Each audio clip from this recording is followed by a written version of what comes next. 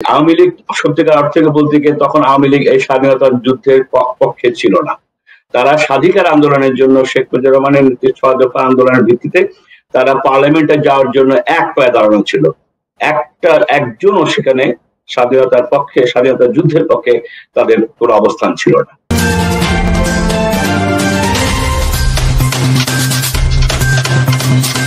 সুপ্রিয় দর্শক, পিবিসি 24 এর পক্ষ থেকে আপনাদের সকলকে জানাচ্ছি স্বাগতম ও শুভেচ্ছা। পিবিসি 24 এর ধারাবাহিক আলোচনার অনুষ্ঠানে আজ আমাদের মাঝে দুজন বিশেষ অতিথি হিসেবে উপস্থিত রয়েছেন। বাংলাদেশ জাতীয়তাবাদী দল শাখার অর্থাৎ যুব দলের কেন্দ্রীয় সাংগঠনিক সম্পাদক তৎকালীন সময় অর্থাৎ প্রতিষ্ঠাকালীন সময়ে যখন শহীদ প্রেসিডেন্ট জিয়াউর রহমান এই যুব দলকে প্রতিষ্ঠা করেছিলেন, সেই যুব দলের প্রতিষ্ঠাকালীন সাংগঠনিক সম্পাদক জনাব কামাল ইউ সায়েদ, আমাদের সুপ্রিয় মোহন ভাই। এছাড়া আমাদের সাথে আজকে রয়েছেন যুক্তরাষ্ট্র বিএনপির প্রতিষ্ঠাতা সভাপতি, পেশায় একজন ডাক্তার, তিনি আমাদের সকলের প্রিয় ডক্টর মুজিবুর রহমান মুজিব ভাই। আপনাদের সকলকে সাদরে আমন্ত্রণ জানাচ্ছি এবং সেই সাথে দর্শক বৃন্দদেরকে জানাচ্ছি সাদর আমন্ত্রণ, শুভেচ্ছা এবং আমার অন্তরের অন্তঃস্থল থেকে দেয়া অনেক অনেক ভালোবাসা। প্রথমেই আমাদের শ্রদ্ধেয় বড় ভাই জনাব কামাল ইউ সাইদ, আমাদের প্রিয় মোহন ভাইকে একটু তার নিজস্ব ডেফিনেশন দেওয়ার জন্য আবেদন জানাচ্ছি যে আপনার তো আসলে শহীদ প্রেসিডেন্ট জিয়াউর রহমানের সাথে অনেক স্মৃতি রয়েছে, তো সেই সময়কালীন যদি একটু সামান্য কিছু বলে আমাদেরকে অনুষ্ঠানটা শুরু করেন তাহলে সবাই একটু আনন্দিত হব। আজকের প্রসঙ্গটা যেটা সমাজের অসঙ্গতি এবং দুর্বল শাসন, এগুলো নিয়ে মূলত আমরা স্বাধীনতা যুদ্ধের সময় আমাদের একটা স্বপ্ন ছিল যে এই দুঃশাসন থেকে আমরা বেরিয়ে আসতে পারবো কিনা। এবং একটা পর্যায়ে ৬৯-এর গণঅভ্যুত্থান থেকে আমি একটু পিছিয়ে যাচ্ছি, তাহলে পরে শহীদ জিয়াউর রহমান সাহেবের তার কর্মটাকে বলা যাবে, বুঝিয়ে বলা যাবে। তো আমি খুব শর্ট করার চেষ্টা করব। আমি আগেই সবার কাছে ক্ষমা চেয়ে নিচ্ছি, আমি কি হনুরে এই ধরনের মানসিকতা আমার নাই, আমরা কথাটা বলবো এক। আর আমার কথা প্রসঙ্গে যদি হঠাৎ করে আমি এসে যাই, আমাকে ক্ষমা সুন্দর চোখে দেখা উচিত বলে মনে করবো। এখন যেটা প্রসঙ্গে আসছি যে ৭০-এর নির্বাচনের ঘটনা সবাই জানি। নির্বাচনের সময় যখন শেখ মুজিবুর রহমানের নেতৃত্বে আওয়ামী লীগ যখন বিজয় লগ্নে তাদেরকে যখন পাকিস্তান স্বৈর শাসকরা তাদের অধিকারকে প্রতিষ্ঠিত করার থেকে মানে বঞ্চিত করে, ঠিক ওরকম পর্যায়ে ১৯৭১ সালে আমরা ১ জানুয়ারির দিকে সশস্ত্র বিপ্লব স্বাধীনতা যুদ্ধের আমরা প্রস্তুতি নিয়ে সেখানে আমাদেরকে ট্রেনিং দেওয়া, মানে আমরা সিলেক্টেড হয়ে কয়েকজন যে ট্রেনিং দেব। আমাদের তৎকালীন অবিভক্ত ছাত্রলীগের কেন্দ্রীয় নেতা খসরু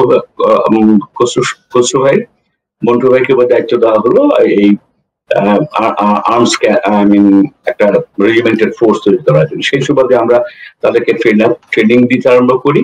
এটা মূলত ট্রেনিংটা হয়েছিল ইঞ্জিনিয়ারিং ইউনিভার্সিটির নজরুল ইসলাম হলের মাঠে, এবং সেখানে ছেলে মেয়েদের সবাইকে ট্রেনিং আমরা কয়েকজনই দিয়েছি, আমি তার মধ্যে একজনও ছিলাম। তো পরবর্তীতে আমরা আওয়ামী লীগ থেকে দেওয়া হয় না, ছাত্রলীগ থেকে করা হয় এটাকে। ছাত্রলীগ, আওয়ামী লীগ সত্যিকার অর্থে বলতে গিয়ে তখন আওয়ামী লীগ এই স্বাধীনতার যুদ্ধের পক্ষে ছিল না। তারা স্বাধিকার আন্দোলনের জন্য শেখ মুজিবুর রহমানের ৬ দফা আন্দোলনের ভিত্তিতে তারা পার্লামেন্টে যাওয়ার জন্য এক পায়ে দাঁড়ানো ছিল। একজনও সেখানে স্বাধীনতার পক্ষে, স্বাধীনতার যুদ্ধের পক্ষে তাদের কোনো অবস্থান ছিল না। আমি এই প্রসঙ্গে একটু পিছিয়ে যাই ১ মিনিট করে। সেটা হচ্ছে যে ২৩শে মার্চে পল্টনের প্রথম স্বাধীন বাংলা পতাকা অফিসিয়াল উত্তোলনের মাধ্যমে সেখানে প্যারেড হয় এবং মানে আর্ম ট্রেন্ড ছাত্রলীগের যুবকদেরকে ট্রেনিং দেওয়া হয়। সেটা ৭টা কন্টিজেন্ট ছিল। ৭টা কন্টিজেন্ট মানে একটা কন্টিজেন্টের ৭টা কোম্পানি ছিল। আমি সর্বশেষটা বেছে নেয় বিকজ আমি নিজের ট্রেনিং দিয়েছিলাম। সেটা ২৩শে মার্চে পল্টনে ১৯৭১ সালের ঘটনা। ২৪শে মার্চ চলে গেল, ২৫শে মার্চের ঘটনাটা বলছি যে ইকবাল তখন তো কেন্দ্রীয় সমস্ত আন্দোলনগুলো ওখান থেকে পরিচালিত হতো। এবং 25শে মার্চের সন্ধ্যাবেলা তখন আমি ট্রেনিং দেওয়া ছিলাম ইয়েতে ইকবাল হলের পুকুরে মাইন অপারেশনটা কিভাবে করা যায়, মানে ওয়াটার মাইন যেটা আমরা ফ্লোটিং ওয়াটার মাইন কিভাবে সরাতে হয় এটা আমরা ট্রেনিং দিচ্ছিলাম। তখন আমি অবশ্য UTC trend up, army trend up একজন এক্স ব্যাট ছিলাম। সেই সুবাদে ওদেরকে ট্রেনিং দেওয়ার সময় সন্ধ্যা হয়ে গেল। এর মধ্যে আমরা গুজব মানে আমাদের কাছে খবর আসছিল যে আর্মি বেরিয়ে আসছে ক্যান্টনমেন্ট থেকে। এই পর্যায়ে পর্যন্ত যে আন্দোলনের সমস্ত ঘটনাগুলো 7ই মার্চের থেকে আরম্ভ করে পরবর্তীতে 25শে মার্চের সন্ধ্যা পর্যন্ত সারা বাংলাদেশের মানুষ সবাই জানে। বিশেষ করে আর্মিতে বা পুলিশ বিডিআর এর তখনকার বিডিআর এর সবাই অফিসাররা খুব ভালোভাবে জানতেন এবং আমি আসছি প্রসঙ্গে, সেটা 25 তারিখের সন্ধ্যাবেলা হঠাৎ করে খসরু ভাই, সিরাজুল আলম খান, খসরু ভাই, মনু ভাই, তারপরে আসম আব্দুর রহমান সিদ্দিক ছিলেন সেখানে, তারপর শাহজাহান সিরাজ, তার শরীফুল আম্বিয়া, বেশ কয়েকজন নেতারা আসলেন, এসে আমাদেরকে বলেন যে গেট আপ, খসরু বলছেন গেট আপ, আর্মি ক্র্যাক করেছে, উই হ্যাভ টু ডিসপ্যাচ। তো যার কারণে ছেলেদের সবাই যারা ট্রেনিং এ ছিল তাদেরকে বললাম তোমরা এখানে থাকো, আমি না আসা পর্যন্ত তোমার ট্রেনিং মানে এখান থেকে যাবা না, because they were waiting for our instructions, আমরা তাদেরকে কি ইনস্ট্রাকশনটা দেবো। কারণ এটা চেইন অফ কমান্ড ছিল, যে উপর থেকে ধাপে ধাপে 4টা পর্যায়ে আমাদের কাছে আসতো, এবং আমরা যাদেরকে আমরা সংগঠিত করেছিলাম, আর্ম ট্রেনিং দিয়েছিলাম, তাদেরকে আমাদের মেসেজটা দিতে হবে তারা কোন কোন পজিশনে কিভাবে মানে যুদ্ধটা করবে। তা আমরা গেলাম শেখ সাহেবের বাসে। আমরা শেখ মুজিবুরকে বঙ্গবন্ধু অনেকে বলতেন, কিন্তু আমরা সবাই ছাত্রলীগে তখন কেন্দ্রীয় থেকে সবাই আমরা লিডার করে সম্বোধন করতাম। অবশ্যই এটাকে অস্বীকার করার উপায় নেই যে বঙ্গবন্ধু শেখ মুজিবুর রহমানের তার কৃতকর্মকে, তার 25শে মার্চের 71 পর্যন্ত তার সমস্ত কিছুকে শ্রদ্ধার সঙ্গে দেখাটা আমি মনে করি। আমি এই প্রসঙ্গে এক লাইন পরে আমি শেষ করবো। তবে যাই হোক, 25 তারিখে আমরা যখন শেখ সাহেব বাসায় গেলাম, শেখ সাহেব আমাদেরকে মানা করে দিলেন। উনি বললেন যে না, আমরা তোমাদের সাথে, আমরা তখন লিডাররা তখন ওনাকে পুশ করলেন যে আপনি আমাদের সাথে চলেন, অথবা তারা আপনাকে মেরে ফেলবে বা কিছু গ্রেফতার করতে পারে, তাহলে পরে আমাদের আন্দোলনটা, আমাদের স্বাধীনতা সংগ্রামের আন্দোলনটা ব্যাহত হবে। উনি শোনার পরে উনি সরাসরি উনি মানা করে দিলেন। উনি বললেন যে আমি আমার সিদ্ধান্ত নিব, তোমরা তোমাদের মধ্যে চলে যাও। তারপরে আমরা যখন বেরিয়ে আসলাম, এসে সব আবার ইকবাল হলে আসলাম। ইকবাল হলে আমি খুব শর্ট করে বলছি, ইকবাল হলে আসার পরে তখন রাত্র প্রায় 10:30 হয়ে যাবে। তা আমি তখন সিরাজ আলম খানকে দাদাকে বললাম, দাদা আমাদের এখন কি করবো, এই মুহূর্তে শেখ সাহেব আমাদের সাথে আসছেন না, হোয়াট উই শুড ডু, আমাদের কাছে তো ফার্দার কোনো ইনস্ট্রাকশন নেই। এতগুলো ছেলেকে ট্রেন আপ করা, তাদের হাতে অনেক ধরনের অস্ত্র তাদের কাছে দিয়েছে, এই অস্ত্রগুলো নিয়ে তারা তখন কি করবে।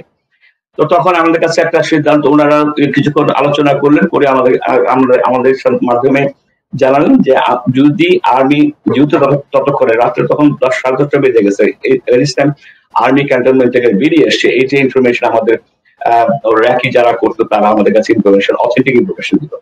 তো তখন আমাদের হাতে বলতে গেলে খুব কম সময়, প্রচুর ছাত্র তখন বিশ্ববিদ্যালয় এলাকায় অবস্থান করছে, এবং বাইরের থেকে যারা এসছে ট্রেনিং দিতে তারা অবস্থান করছে। তারা শুনতে চাচ্ছিল যে আলটিমেট লিডারশিপটা কি সিদ্ধান্ত দিবে।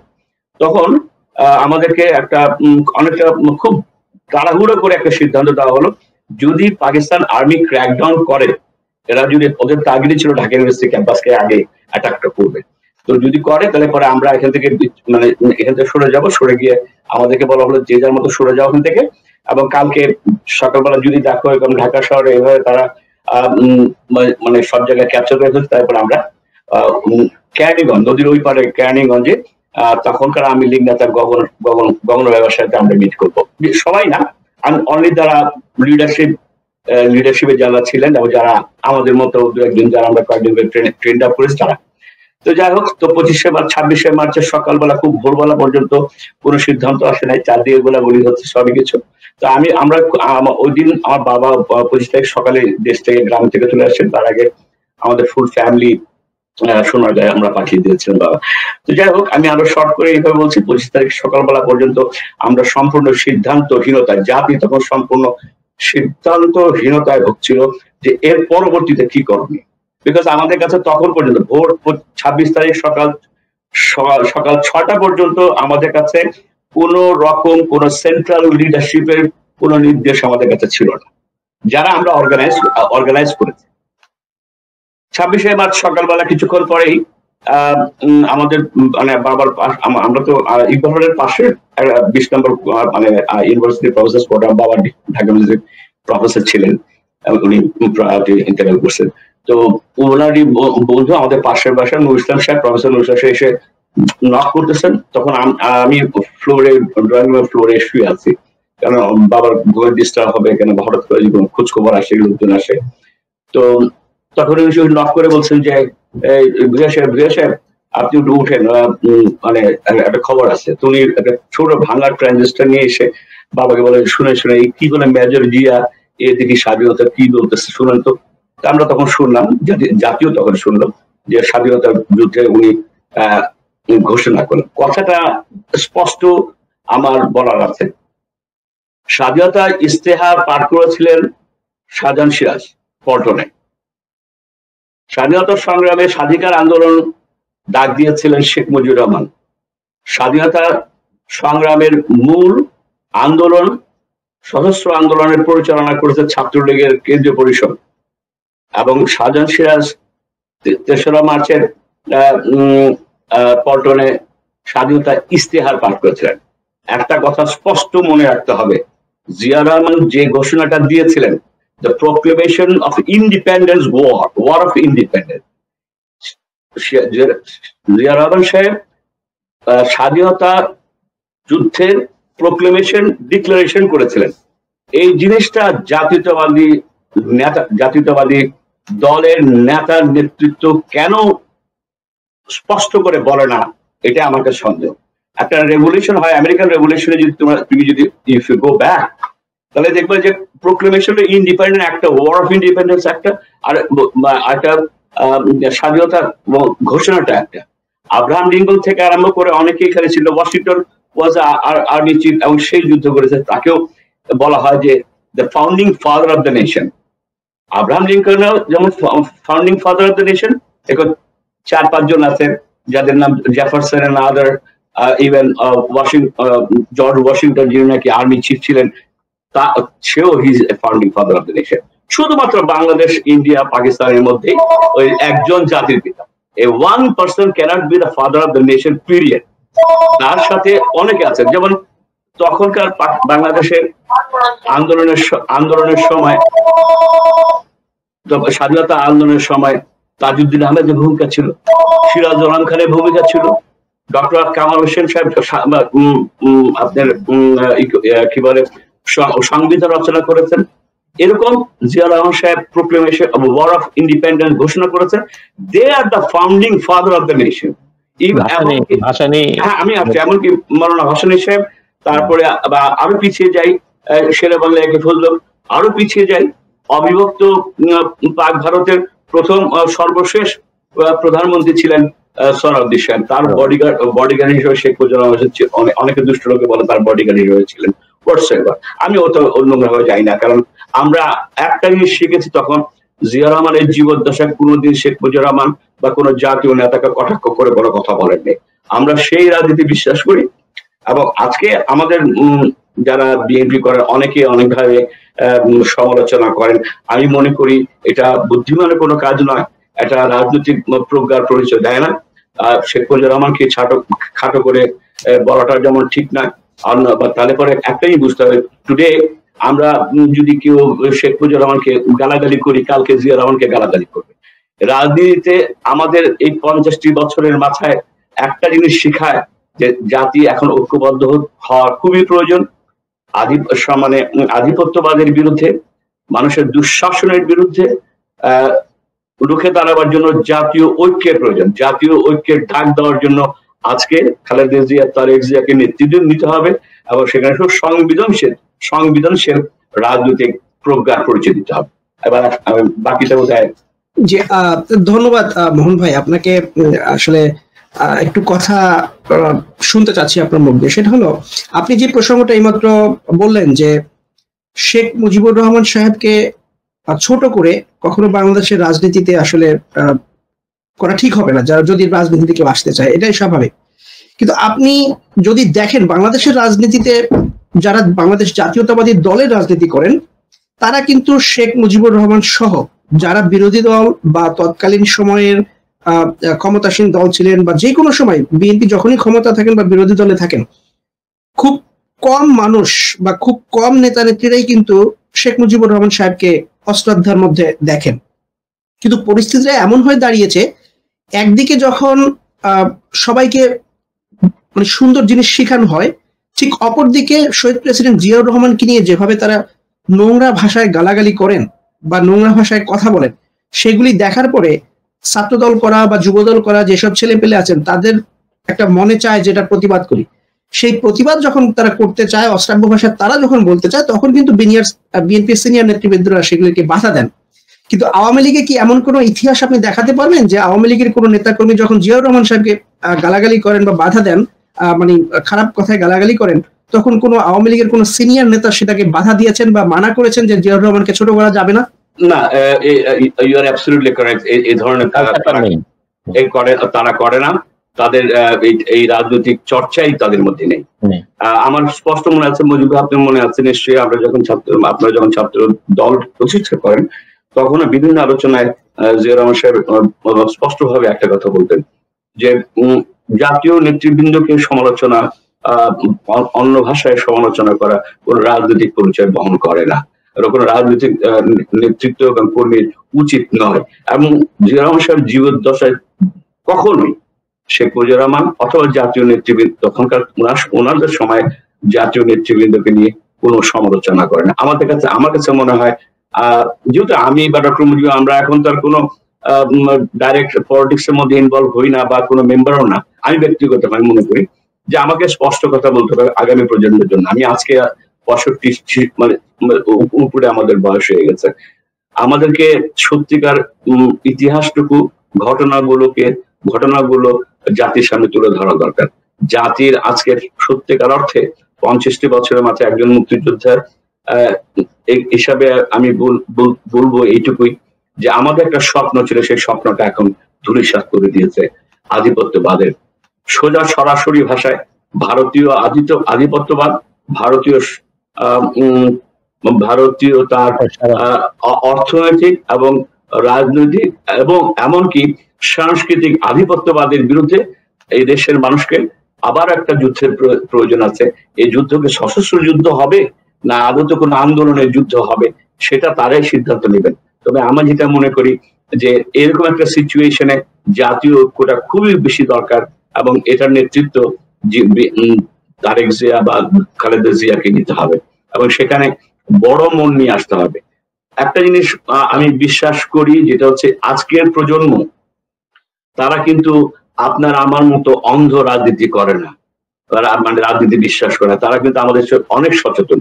তো সুতরাং এই ধরনের সচেতন ব্যক্তিকে আর খুব স্পষ্ট সচেতনতার দিকে এগিয়ে নেওয়ার জন্য ইতিহাসকে সামনে নিয়ে আসলে তখন এরা আপনার দলের ডক্টর মুজিবুর রহমান সাহেবকে বলছি বা বিএনপির প্রতি এটা আরো বেশি সমর্থন যোগাবে। আমি লিটুর কথার একটু অ্যান্সার দিয়ে যদি কিছু বর্ণনা করেন। আসলে আমরা কোন নেতারই সমালোচনা কোন পার্সোনাল লেভেলে সমালোচনা করা উচিত না রাজনীতিতে। অবশ্যই যে কোনো দলের যে কোনো নেতাই হোক, তাকে পার্সোনাল অ্যাটাক করা উচিত না। যেটা আপনারা করতে পারেন, আমি মনে করি ব্যক্তিগতভাবে, পৃথিবীতে কেউই সমালোচনার ঊর্ধ্বে না। জিয়া রহমানের সমালোচনার ঊর্ধ্বে না, শেখ মুজিবুর সমালোচনার ঊর্ধ্বে না, তাজউদ্দিন না, কেউই না। সবাই কোনো না কোনো সমালোচনা করাই যায়, কিন্তু সমালোচনা কি করবে? তার ব্যক্তিগত ভাবমূর্তিকে নষ্ট করার জন্য সমালোচনা নয়, তার কার্যক্রমের উপর সমালোচনা করতে পারেন, তার পলিসির উপর সমালোচনা করতে পারেন, যে এই পলিসিটা উনি ঠিক করেন এই দেশের জন্য, বা এই পলিসিটা উনি নিলে ভালো হতো, বা এই পলিসি উনি ভালো করছেন। মুজিব আপনি যেটা বলছেন সেই কথাটাকে আমি সমর্থন করি। আমরা যদি ইতিহাসকে সমালোচনা, মানে ইতিহাসকে একটু আলোচনা করি, তাহলে 72 পর্যন্ত শেখ মুজিবুর রহমানের কর্মকাণ্ডকে অবশ্যই শ্রদ্ধার চোখে দেখতে হবে। 72 থেকে 75 পর্যন্ত তার মানে তার শাহাদাত বরণ অথবা তার মৃত্যুর আগ পর্যন্ত তার সমস্ত কর্মকাণ্ডকে রাজনৈতিকভাবে সমালোচনা করা যেতে পারে, করতে হবে এবং করতে হবে। যেমন আজকে শেখ হাসিনার প্রধানমন্ত্রী হিসেবে উনি অনেক কথা বলেন পার্লামেন্টে যে বিএনপি এই করেছে ওই করেছে, গুমের বিএনপি গুমের রাজনীতি করে নাই, করেছে আওয়ামী লীগ। ৭২ থেকে ৭৫ পর্যন্ত ৩০,০০০ জাসদের কর্মীকে হত্যা করেছে, তারা গুম করেছে, রক্ষী বাহিনী দিয়ে গুম করেছে, সরাসরি গুলি করে হত্যা করেছে। এগুলো নিয়ে আলোচনা করতে হবে। খালি শেখ মুজিবকে গালাগালি করলে তো হবে না, তার যে ভালো গুণটা সেটা নিয়ে যেমন কথা বলতে হবে, তার কর্মটাকে তুলে আনতে হবে। শেখ মুজিবকে গাল দিলেই তো শেষ হবে না, তার কর্মটাকে। আমি বিশেষ করে এটা কেন করার, যে এই প্র্যাকটিসে কেন দরকার, যাতে করে আগামী দিনে যে নেতা হবেই, তাই না, আমাদের দেশ চালাতে হলে আগামী দিনে আজকে যারা যুবক তারা আগামী দিনে দেশ চালাবে, তাদেরকে জানতে হবে, শুনতে হবে, বুঝতে হবে যে নেতা হলেই হয় না, আমাদের কোন নেতা কোন জায়গায় ভুল করছে, তাদের পলিসি কোনটা রং ছিল, ব্যক্তিগত জীবনে সততা কি ছিল না ছিল, ওনাদের আইনের প্রতি শ্রদ্ধা ছিল কি ছিল না, এবং এটাকে মূল্যায়নটা ওইভাবে করতে হবে। কিন্তু কাউকে ছোট করার জন্য একজন নেতাকে গাল দেওয়া, এটা আমি মনে করি না এটা একটা রাজনৈতিক শিষ্টাচার। যে কোনো ব্যক্তি যে রাজনীতি করে, স্পেশালি ধরেন শেখ মুজিবুর রহমান, ওনার অনেক স্যাক্রিফাইস আছে, উনি বহু বছর জেল খাটছেন আমাদের দেশের জন্য, ওনাকে সেই রেসপেক্টটা দিতে হবে। উনি আওয়ামী লীগের মতো একটা বড় অর্গানাইজেশনকে সুসংগঠিত করছেন এবং একটা পর্যায়ে নিয়ে গেছেন। এখন আপনি আওয়ামী লীগ কি ধরনের ক্যারেক্টার সেটা নিয়ে আপনি সমালোচনা করতে পারেন, তাদের স্বৈরাচার নীতি আছে কি নাই, তাদের প্র্যাকটিসটা কি, সেটাকে আপনি সমালোচনা করতে পারেন। কিন্তু শেখ মুজিবের নেতৃত্বটাকে যে জায়গাটাতে 70-তে সে নিয়ে আসছে দেশটাকে, সেই জায়গাটায় আপনাকে তাকে ক্রেডিট দিতেই হবে। এবং এইভাবে প্রত্যেককে যদি আমরা প্রত্যেকের নেতাকে তাদের যোগ্য সম্মান দিই, সে যেই পার্টিরই হোক, আমার অপোজিশন পার্টি যদি হয়, কিন্তু নেতা হিসেবে যদি আমি তাকে সম্মান দিই, তাকে সেই যোগ্যতা কথা বলি, তাহলে আমার মনে হয় একটা সুষ্ঠু রাজনৈতিক একটা পরিস্থিতি সৃষ্টি হবে। আমি ধন্যবাদ আপনাকে, আপনার কথা আমরা বুঝতে পেরেছি সবাই। তো এখন আপনাদেরকে যদি একটা প্রশ্ন করি, সেইটা আপনারা কিভাবে মূল্যায়ন করবেন? যেমন যখন সালাউদ্দিন কাদের চৌধুরীকে ষড়যন্ত্রমূলক হোক যেভাবেই হোক তার আদালতকে ব্যবহার করে ফাঁসির কাস্টে ঝুলিয়েছেন, তার কবরে জুতা পিটা করা হয়েছে, কবরে গিয়ে ছাত্রলীগ ভাঙচুর করেছে, তার মৃত্যুর পরে অনেকে মিষ্টি বিতরণ করেছে, জামাত নেতাদের মৃত্যুর পরে তৎকালীন স্বাস্থ্যমন্ত্রী নিজে হাতে মিষ্টি বিতরণ করেছেন, নিজে হাতে খেয়েছেন।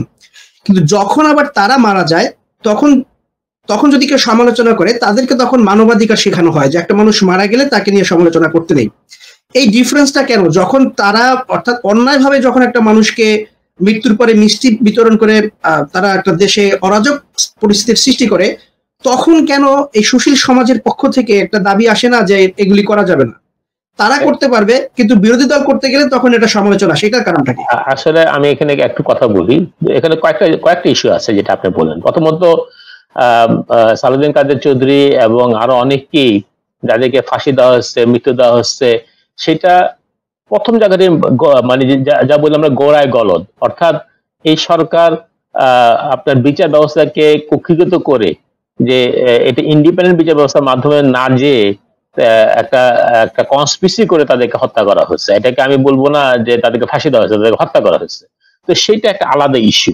হ্যাঁ, সেইটার আপনার আলোচনা করবেন উইথ ম্যারিটস এন্ড ডিম্যারিটস। এটাতে আমাদের জাতির কি ক্ষতি হচ্ছে, আমাদের আইন ব্যবস্থার কি ক্ষতি হচ্ছে। আজকে যে কোন রকম আইন ব্যবস্থা নেই, এটা এখন সরকারের পকেটের একটা ব্যবস্থা, সেটা আমরা সমালোচনা করতে পারি। এবং আমরা জনগণ কি চাই, আমাদের দেশ স্বাধীনতা যুদ্ধ করছেন যারা, দেশ স্বাধীন করছেন, তারা কি চেয়েছে? তারা চেয়েছে একটা সুষ্ঠু ইন্ডিপেন্ডেন্ট আইন ব্যবস্থা হবে। আমাদের দেশে বহুবারই অনেকে এটা প্রমিস করে দিতে পারে নাই। বাট আপনি চিন্তা করেন জিয়া রহমানের সময় কি ছিল? জিয়া রহমানের সময় আইন ব্যবস্থা কিন্তু সম্পূর্ণ ইন্ডিপেন্ডেন্ট ছিল। এখানে কোনোদিন আমি শুনি নাই কখনো যে জিয়া রহমান কোনোদিন বা ওই সময় বিএনপি কখনো হস্তক্ষেপ করছে আইন ব্যবস্থার উপরে। কিন্তু এখন এটা একভাবে আপনি দেখবেন। এখন আসলে সমাজের দিক দিয়ে যেটা মোহন ভাই বলছেন, আপনি বলছেন, আমরা বলতেছি যে রাজনীতিবিদরা তাদের কর্মীদেরকে শিষ্টাচার শেখানোর দায়িত্ব কিন্তু তাদের। যখন তারা শিখায় না, তখন হয়ে যায় এইরকম বিপর্যয়। আর সত্যি বলতে কি, যে মোহন ভাই জানেন, মোহন ভাই একজন আওয়ামী লীগের সাথে প্রথমে জড়িত ছিলেন। আওয়ামী লীগের মধ্যে কিছু ক্যারেক্টারিস্টিক আছে স্বাধীনতার আগে থেকেই, যে কিছুটা হলেও তাদের একটা জোরপূর্বক একটা মনোবৃত্তি আছে, যেখানে তারা জোর খাটাতে পারে তারা খাটিয়েছে। অপোজিশন হলে সেই সম্মানটা অপোজিশনকে তারা করেনি। তাদের সাথে আওয়ামী লীগের নেচারে হলো যে তাদের সাথে কেউ যদি কন্ট্রাডিক্ট করে সে শত্রু, তাকে ডান্ডা মেরে হলে থামাতে হবে, এবং এটা আওয়ামী লীগের প্র্যাকটিস বরাবরই ছিল। মোহন ভাই এটা ভালো বলতে পারবে। ডক্টর মুজিব সাহেবের কথাটাকে টেনে নিয়ে আমি বলি, আমি খুব শর্ট করে বলার চেষ্টা করবো।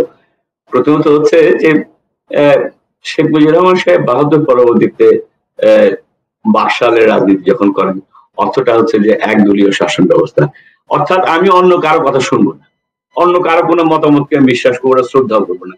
এই যে ক্যারেক্টারটা, এটা reflections of unfortunate leadership of the Awami League হয়ে আসছে, এখন পর্যন্ত চলছে। হ্যাঁ, দ্বিতীয়ত হচ্ছে যে যেটা ফজলুল চৌধুরী সাহেবের ছেলে সাদেক আলী চৌধুরী প্রসঙ্গে নিয়ে যে প্রশ্নটা এসছে, সেটা প্রসঙ্গে আমি সরাসরি এইভাবে আমি আসি। সেটা হচ্ছে যে আজকেই ইউটিউবে একটা আল জাজিরা একটা ইউটিউবের এপিসোড দেখছিলাম, সেখানে ডক্টর গহর জামিলকে নিয়ে আসা হয়েছে এবং আল জাজিরার প্রশ্ন করছে। সেখানে couple of intellectuals world wide ইন্টেলেকচুয়ালরা সেখানে ছিল, তাদেরকে প্রশ্ন করা হচ্ছে। ডক্টর গহর জামিল সাহেব যেভাবে ন্যারেট করছিলেন, এস্টাবলিশ করার চেষ্টা করছিলেন যে ইন্ডিয়া বাংলাদেশের পলিসি নিয়ে এবং বর্তমান সরকারকে এস্টাবলিশ করার প্রসঙ্গে আসছে, তখনই এসেছিল সালাউদ্দিন কাদের চৌধুরী এবং ইন্টারন্যাশনাল যে বিচার ব্যবস্থাটা তখন করা হয়েছিল এটা ইন্টারন্যাশনাল স্ট্যান্ডার্ড কিনা, তখন ওই মুহূর্তেই ওই উপস্থিত ছিলেন মানুষের হাসাহাসি করছিলেন ডক্টর গহর জামিলের বক্তব্যকে কেন্দ্র করে। তখনই ইন্টারন্যাশনাল জুরি বোর্ডের মেম্বার ওখানে ছিলেন এবং তারা বলছেন যে এই যে বিচার ব্যবস্থাটা করা হয়েছিল বাংলাদেশে তখন ইন্টারন্যাশনাল কি বলছিল ওটা শব্দটা স্ট্যান্ডার্ড, এটা করা হয় নাই ইন্টারন্যাশনাল স্ট্যান্ডার্ড না, ওরা বাংলাদেশ গভর্নমেন্ট তারা মানে বলছিল যে এটা নুরেমবার্গ হত্যাকাণ্ডের যে বিচার হয়েছিল সেই বিচারের স্ট্যান্ডার্ড। এবং সারপ্রাইজ, আমি একটা কথা প্রসঙ্গ করে ডক্টর গহর জামিল সাহেব বলছেন যে নুরেমবার্গে বিচারেও সেখানে যারা দোষী সাব্যস্ত হয়েছিলেন তাদেরকে বলতে দেওয়া নাই। আমার মনে হয় ডক্টর গহর জামিলের মতো একজন জ্ঞানী বুদ্ধিমান মানুষ মিথ্যার আশ্রয় নেবেন, এটা আমি বিশ্বাস করি না, মানে আমার বিশ্বাস করতে মানে চিন্তা হয়। কারণ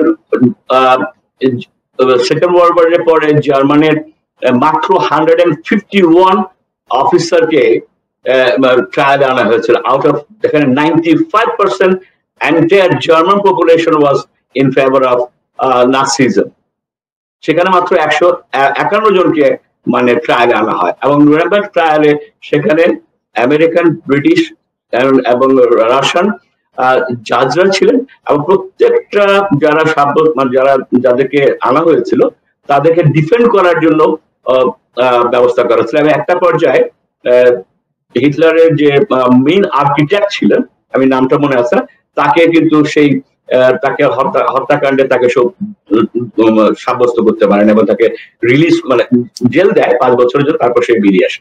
তো মূল কথাটা হচ্ছে ডক্টর গহর জামিলকে নিয়ে আমি কেন আলোচনা আসছি, this is the characteristics of the present government and their Awami লীগের।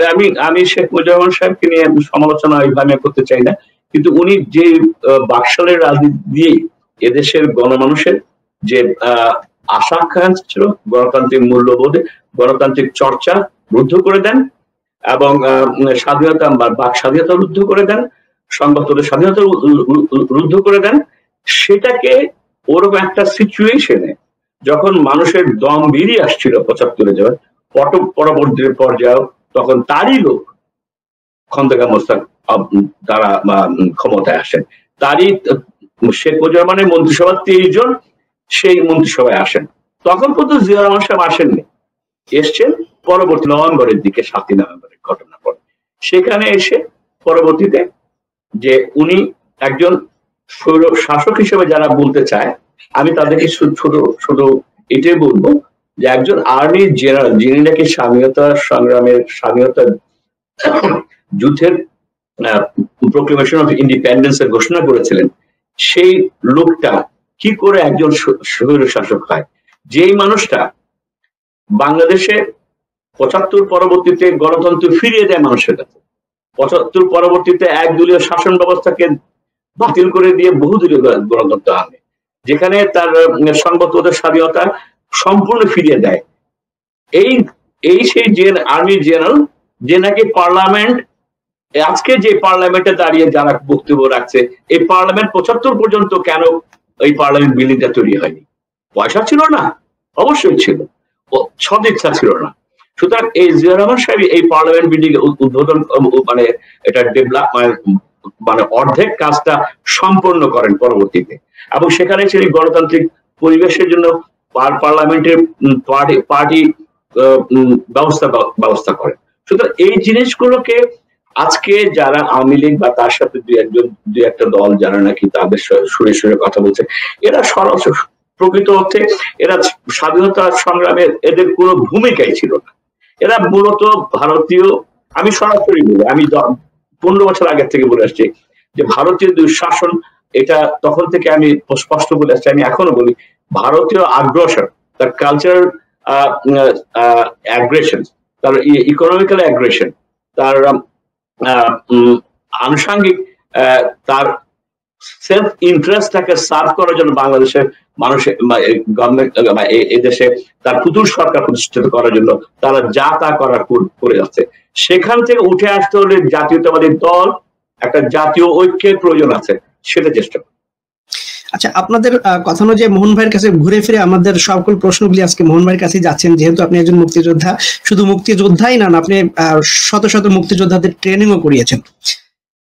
আপনি কিছুক্ষণ আগে মেনশন করলেন যে আসলে শহীদ প্রেসিডেন্ট জিয়াউর রহমানের যে স্বাধীনতার ঘোষণাটুকু, সেটুকু আপনি নিজের কানে শুনেছেন, এমনকি পাশাপাশি যারা ছিলেন তারাও রেডিওতে, ভাঙা রেডিওতে পর্যন্ত বাজিয়েছেন। যাদের রেডিওতে শব্দ আসে না তারাও চেষ্টা করেছেন ওই স্বাধীনতার যুদ্ধের ঘোষণাটুকু শোনার জন্য। ঠিক এমনই একজন ব্যক্তিকে নিয়ে যখন 15ই আগস্টে বঙ্গবন্ধু শেখ মুজিবুর রহমানের মৃত্যুবার্ষিকী পালন করা হয় একদিকে, অপরদিকে ছাত্রলীগের অন্য একটা গ্রুপ যারা আমি বলবো প্রধানমন্ত্রী শেখ হাসিনার ইন্ধনেই, অর্থাৎ তার ছত্রছায়ায় থেকেই ঢাকা বিশ্ববিদ্যালয়ের মধ্যে ঘৃণা স্তম্ভ তৈরি করে স্বাধীনতার ঘোষককে মূর্তি ওখানে বানিয়ে তাকে সেখানে ঘৃণা প্রদর্শন করা হয়। এত বড় আস্পর্ধা যখন তারা করে, এত বড় ঘৃণার জন্ম যখন দেয়, তখন যদি বাংলাদেশের জাতীয়তাবাদী দলের কোনো নেতারা বা তাদের কর্মীরা বা ছাত্র দলের নেতারা এই ঘটনার প্রতিবাদ করতে গিয়ে অন্য কিছু করে বসে, তখন কেন তাদের উপরে দায় চাপিয়ে দেওয়া হয় যে তোমরা এগুলি করতে পারবে না, বঙ্গবন্ধুকে সমালোচনা করতে পারবে না? তারা যেভাবে চালিয়ে যাচ্ছে শহীদ প্রেসিডেন্ট জিয়াউর রহমানকে নিয়ে, এভাবে কেন বিএনপি করতে পারবে না? সেই প্রশ্নটা একটু জবাব দিন আমাকে। এটা স্পষ্ট, উত্তরটা খুব স্পষ্ট, খুব মূল্যবান একটা প্রশ্ন। সেটা হচ্ছে যে রাজনীতি যারা করতে চায় তাদেরকে রাজনৈতিক ভাবে মোকাবেলা করতে হবে, ক্ষমতার জোরে নয়। যদি ক্ষমতার জোরেই যদি করতে তাহলে হিটলার তো সুপ্রিম অথরিটি থাকতো ওয়ার্ল্ড ওয়াইড, সেকেন্ড ওয়ার্ল্ড ওয়ারের সময়। তো সুতরাং রাজনীতিটা এমন একটা জিনিস, এখানে জনগণ কিন্তু ঠিক বুঝে, আমি বারবার বলছি, আজকে সোশ্যাল মিডিয়ার কারণে মানুষ এত সচেতন। এটা আমাদের সময় আমরা যখন জিয়া রহমান সাহেবের সাথে রাজনীতিতে আমরা অংশগ্রহণ করি তখন এই অবস্থা ছিল না। আমরা তখন মানে রাজনীতির স্টাইলই অন্যরকম ছিল। আমার মনে আছে একদিন জিয়া রহমান সাহেবের মানে মৃত্যুর পরপরই যখন পার্টি ওয়াজ ইন ক্রাইসিস, তখন একটা তার ছবি ইত্তেফাক পত্রিকা দিতে হবে, কথাবার্তা হলো, তা ঠিক আছে, এটা কি প্রচন্ড ঝড় বৃষ্টি। তো আব্বাস গয়েশ্বর আমি দাঁড়িয়ে আছি, তখন হারিস এসে বলছে যে এই ছবিটা পাঠানোর ব্যবস্থা করে। তা আব্বাস বলছে যে তোমার তো একটা মোটরসাইকেল আছে, চলো আমরা বেরিয়ে যাই। তখন আমরা রাস্তাঘাটে বেরোতে পারতাম না। আজকে যেমন গুম খুম হয়, তখনও কিন্তু একই অবস্থা ছিল। আচ্ছা, হয়তো পরিমাণটা অনেক কম ছিল, এখন অনেক বেশি আছে। তার মধ্যে কি আমরা রাজনীতি করিনি? আমরা ঠিকই, আমরা দুইজনে, আব্বাস আমার পিছিয়ে বসলো, বুকের মধ্যে ছবিটা রেখে বৃষ্টিতে ভিজতে ভিজতে এই গুলি থেকে ওই গলি, ওই গলি থেকে ওই গলি, একখানে মানে মোটরসাইকেল ফেলে দিয়ে দৌড়ায় গেলাম, অনেক কষ্ট করে গিয়ে একটা ছবিটা দিয়ে আসলাম পে করে, পরবর্তী জিয়া রহমানের মৃত্যুবার্ষিকী, প্রথম মৃত্যুবার্ষিকী যেন ওইটা দেওয়া যায়। অর্থটা হচ্ছে যে তখনকার যে আমাদের যে সোশ্যাল মিডিয়া তখন ছিল না। আজকে সোশ্যাল মিডিয়াতে আপনি একটা যদি টেলিফোন করেন বা একটা ফেসবুকে দেন, কালকে সকাল সন্ধ্যাবেলা আমরা মিটিং করব, দেখবেন যে 10টা 15টা 100টা 500টা লোক চলে আসতেছে। কিন্তু আমাদের সময় তা ছিল না। অর্থ হচ্ছে রাজনৈতিক ভাবে জনগণ অত্যন্ত সচেতন। এখন একটা শব্দ করা ঠিক, মানে একটা কিছু করতে গেলে ধর একটা খাবে টু এন্ড টুমরো। অর্থটা বন্ধু এখানে আমার একটু কোশ্চেন আছে, আমি যেটা মনে করি আর কি, কিছু মনে করেন না, আমি যে কোশ্চেন উনি করতেছেন যে কেন আওয়ামী লীগ বাংলাদেশে কোনো রাজনীতিবিদ না, শুধু জিয়া রহমানকে এভাবে ছোট করা হয় কেন? এটার উত্তরটা খুব সিম্পল। না আমি যেটা মনে করি, আমার যারা দুর্বল তারা কিন্তু, যারা মানে সবল থাকে না, ও দুর্বল উপর মারে। তো সবলটা কি? তার হাতের মানে অস্ত্রের জোর বা মানে ক্ষমতার জোর। সেটা ছাড়াও বোন ভাই, সেটা ছাড়াও যেমন ধরেন আমি ঘরানার যেসব সকল বুদ্ধিজীবীরা আছে, লেখালেখি করার সময় তারা একইভাবে জিয়া রহমানকে ছোট করার চেষ্টা করে। হ্যাঁ, কেন করে? আমার কাছে যেটা মনে হয়, এটা হলো আমার ইন্টারপ্রিটেশন, যে এরা ভিতরে জানে এটা হলো একটা কমপ্লেক্সিটি। যেমন ধরেন আপনি যদি একটা অন্যায় করেন বা আপনি একটা জিনিস করেন নাই, এটাকে কাভার দেওয়ার জন্য আপনি আরেকজন যে করছে তাকে ছোট করার চেষ্টা করবেন। তো ওরা খুব ভালো করেই জানে আওয়ামী ঘরানার যারা শেখ মুজিবকে উনি যতটুকু যেই নেতা উনি তার চেয়ে অনেক বিরাট করে যারা এস্টাবলিশ করার চেষ্টা করে, তারা খুব ভালো করে ভিতরে জানে যে শেখ মুজিব স্বাধীনতা যুদ্ধের ঘোষণা দেননি এবং উনি ওখানে ফেল করছেন, উনি ওখানে সারেন্ডার করে চলে গেছেন। এই জিনিসটাকে ওরা আজ পর্যন্ত ভিতরে অ্যাকসেপ্ট করে নিতে পারে নাই, যে তাদের নেতা যে শেখ মুজিবুর রহমান একটা ক্রিটিক্যাল জাংচার অফ দ্য কান্ট্রিতে উনি একটা ভূমিকা রাখতে পারেননি, উনি হি ফেইল। এবং যারা ভূমিকা রাখছে আপনি যদি দেখেন তাদের প্রত্যেকে কিন্তু হেয় করা হয়েছে। তাজউদ্দিনের একটা ভূমিকা ছিল, তাজউদ্দিনকে হেয় করা হয়েছে। জিয়া রহমান এই সময় স্বাধীনতা যুদ্ধের প্রক্লেমেশন দিচ্ছেন, ওনারা ইতিহাসটাকে চেঞ্জ করতে চাবেন। ওনারা বারবার বলবেন যে 7 নভেম্বরের ঘোষণাটা হলো স্বাধীনতার ঘোষণা। কেন? কারণ তারা এটা এস্টাবলিশ করতে চাবেন যেটা শেখ মুজিব করে নাই, সেটাকে মুছে দিয়ে, জিয়া রহমানকে মুছে দিয়ে তারা এস্টাবলিশ করতে চাবেন যে শেখ মুজিবই স্বাধীনতা ঘোষণা দিচ্ছে। এটা তাদের মানসিকতার মধ্যে কোনোভাবে এটা অ্যাকসেপ্ট করতে পারেন না, যে যেটা আপনি অ্যাকসেপ্ট করি যে শেখ মুজিব বঙ্গবন্ধু একটা বিশেষ ভূমিকা ছিল, উনি স্বাধীনতা যুদ্ধের অস্থায়ীভাবে না থেকেও একটা নেতৃত্ব ওনার কাছ থেকে আসছে, জনগণ তাকে বিশ্বাস করে।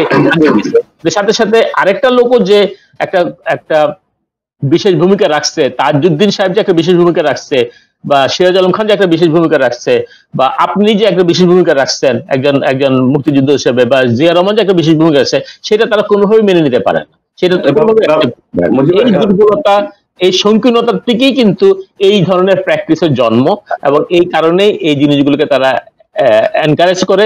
আর যখনই তারা পাওয়ারে আসে তখনই বারবার তারা এই জায়গাটাকে চলে যায় টু এস্টাবলিশ শেখ মুজিবুর রহমান, যে শেখ মুজিবুর রহমান ওই জায়গাটায় মিস করে নাই। এটা যারা বলে জিয়া রহমান করছে, এটা মিথ্যা বলে। এখানে মুজিব ভাই যেটা আমি মনে করি যে ইতিহাস থেকে আমাদের শিক্ষার আছে। ইতিহাসটা সিম্পল বলি, 72 পরবর্তীতে জাসদের জন্মটা কেন? ভেরি সিম্পল ইতিহাস। শেখ মুজিবুর রহমান তার কমিটমেন্ট থেকে সরে আসার কারণে জাসদের জন্ম হয়েছে।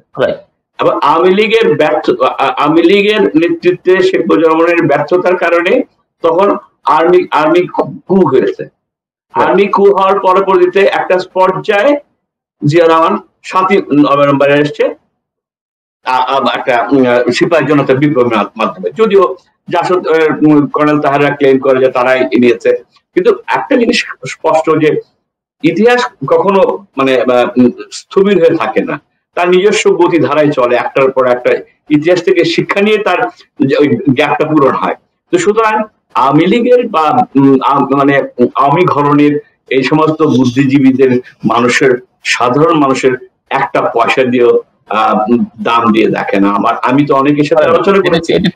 হ্যাঁ, আপনি দেখেন, প্রশ্ন আমার মাথায় মানে সবসময় ঘুরপাক খায়, সেটা হলো বাংলাদেশে শিক্ষিত হোক বা অশিক্ষিত হোক, যেই ব্যক্তি স্বাধীনতা যুদ্ধের সময় একটা অস্ত্র হাতে নিয়ে বাংলাদেশের স্বাধীন করার জন্য 1 ফোঁটা রক্ত দান করছেন, সে হলেন বাংলাদেশের সবচাইতে সম্মানিত একজন ব্যক্তি। এটা আমার ব্যক্তিগত অভিমত, এটাই এবং জাতীয় অভিমত হওয়া উচিত, যে যারা সূর্য সৈনিক, যারা মুক্তিযোদ্ধা তারাই আমাদের সূর্য সৈনিক, তারাই আমাদের সবচেয়ে শ্রদ্ধার পাত্র।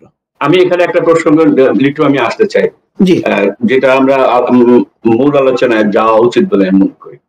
জিয়া রহমান কি কারণে জাতীয়তাবাদী দল অথবা জাগো দল সৃষ্টি করেছিলেন? যে তার আগে আমি এটা একটু শেষ করি মোহন ভাই। সেটা হলো, এখন দেখেন বাংলাদেশে যদি আপনি জন্মলগ্ন থেকে দেখেন, বাংলাদেশের একজন মাত্র মুক্তিযোদ্ধা যিনি নির্বাচিত প্রেসিডেন্ট, একজন মাত্র মুক্তিযোদ্ধা যিনি একটি দল গঠন করেছেন, একজন মাত্র মুক্তিযোদ্ধা যিনি সফলভাবে শাসন পরিচালনা করেছেন। এছাড়া তো কোনো মুক্তিযোদ্ধা প্রেসিডেন্ট নির্বাচিত হননি, ওইভাবে দল গঠন করে সফলতা পাননি। তাহলে এমন একজন মুক্তিযোদ্ধাকে নিয়ে কেন বিতর্কিত কথা বলা হয়? এমনকি স্বয়ং প্রধানমন্ত্রী নিজেও ইদানিংকালে, যেহেতু যখন বিরোধী দল প্রধানমন্ত্রী শেখ হাসিনাকে বারবার দোষারোপ করছেন বিডিআর হত্যাকাণ্ড নিয়ে, তিনি ওই ঘটনাটাকে ধামাচাপা দেওয়ার জন্য বারবার শহীদ প্রেসিডেন্ট জিয়াউর রহমানকে শেখ মুজিব সাহেবের হত্যাকারী হিসেবে বারবার ইন্ডিকেট করার চেষ্টা করেন। এই যে কুরাজনীতি, এই যে অপরাজনীতি, এটা শেষ কোথায়? আচ্ছা, এটার উত্তরটাকে আমি খুব স্বাভাবিকভাবে দেখি, সেটা হচ্ছে যে এটা তারা করবে। This is the nature of their politics. কারণ তারা যদি জিয়া রহমান সাহেবের ৭৫ পরবর্তী ৭ই নভেম্বরে তার সে তো তখন কোনো ক্ষমতা ছিল না, দুদিন পরে এসছে, দুদিন পরে ক্ষমতা এসছে, কিন্তু এই যে ট্রানজিট পিরিয়ড অফ 24 আওয়ার্স, তার এই পপুলারিটিটা কেন আসলো? দুটা কারণে। একটা হচ্ছে মানুষ তখন জানে যে উনি স্বাধীনতা যুদ্ধের ঘোষণা দিয়েছেন এবং উনি তারপরে ক্ষমতার ইচ্ছা করলে তখনই ৭৫ মানে ৭১ পরপরই উনি সে ক্ষমতা নিতে পারতেন অথবা চেষ্টা করতেন, সেটা উনি করেননি। ৭৫ পরবর্তীতে উনি এসছেন এবং তার যে পপুলারিটিটা ছিল, তার কন্টিনিউশন, তার কর্ম, তার মৃত্যু ৩ বছরের শাসনের পরপরে, তার মৃত্যুর পরপরে মানুষের যে ঢলটা এসছে, এটা this is the reflection of people's mind. সুতরাং আজকে আওয়ামী লীগ কি করলো বা কি বললো, ইট ইজ ইমম্যাটেরিয়াল। আমাদেরকে, আমরা যখন আলোচনায় বসতাম, জিয়া রহমান সাহেব বলতেন, what you should do, go ahead and do it.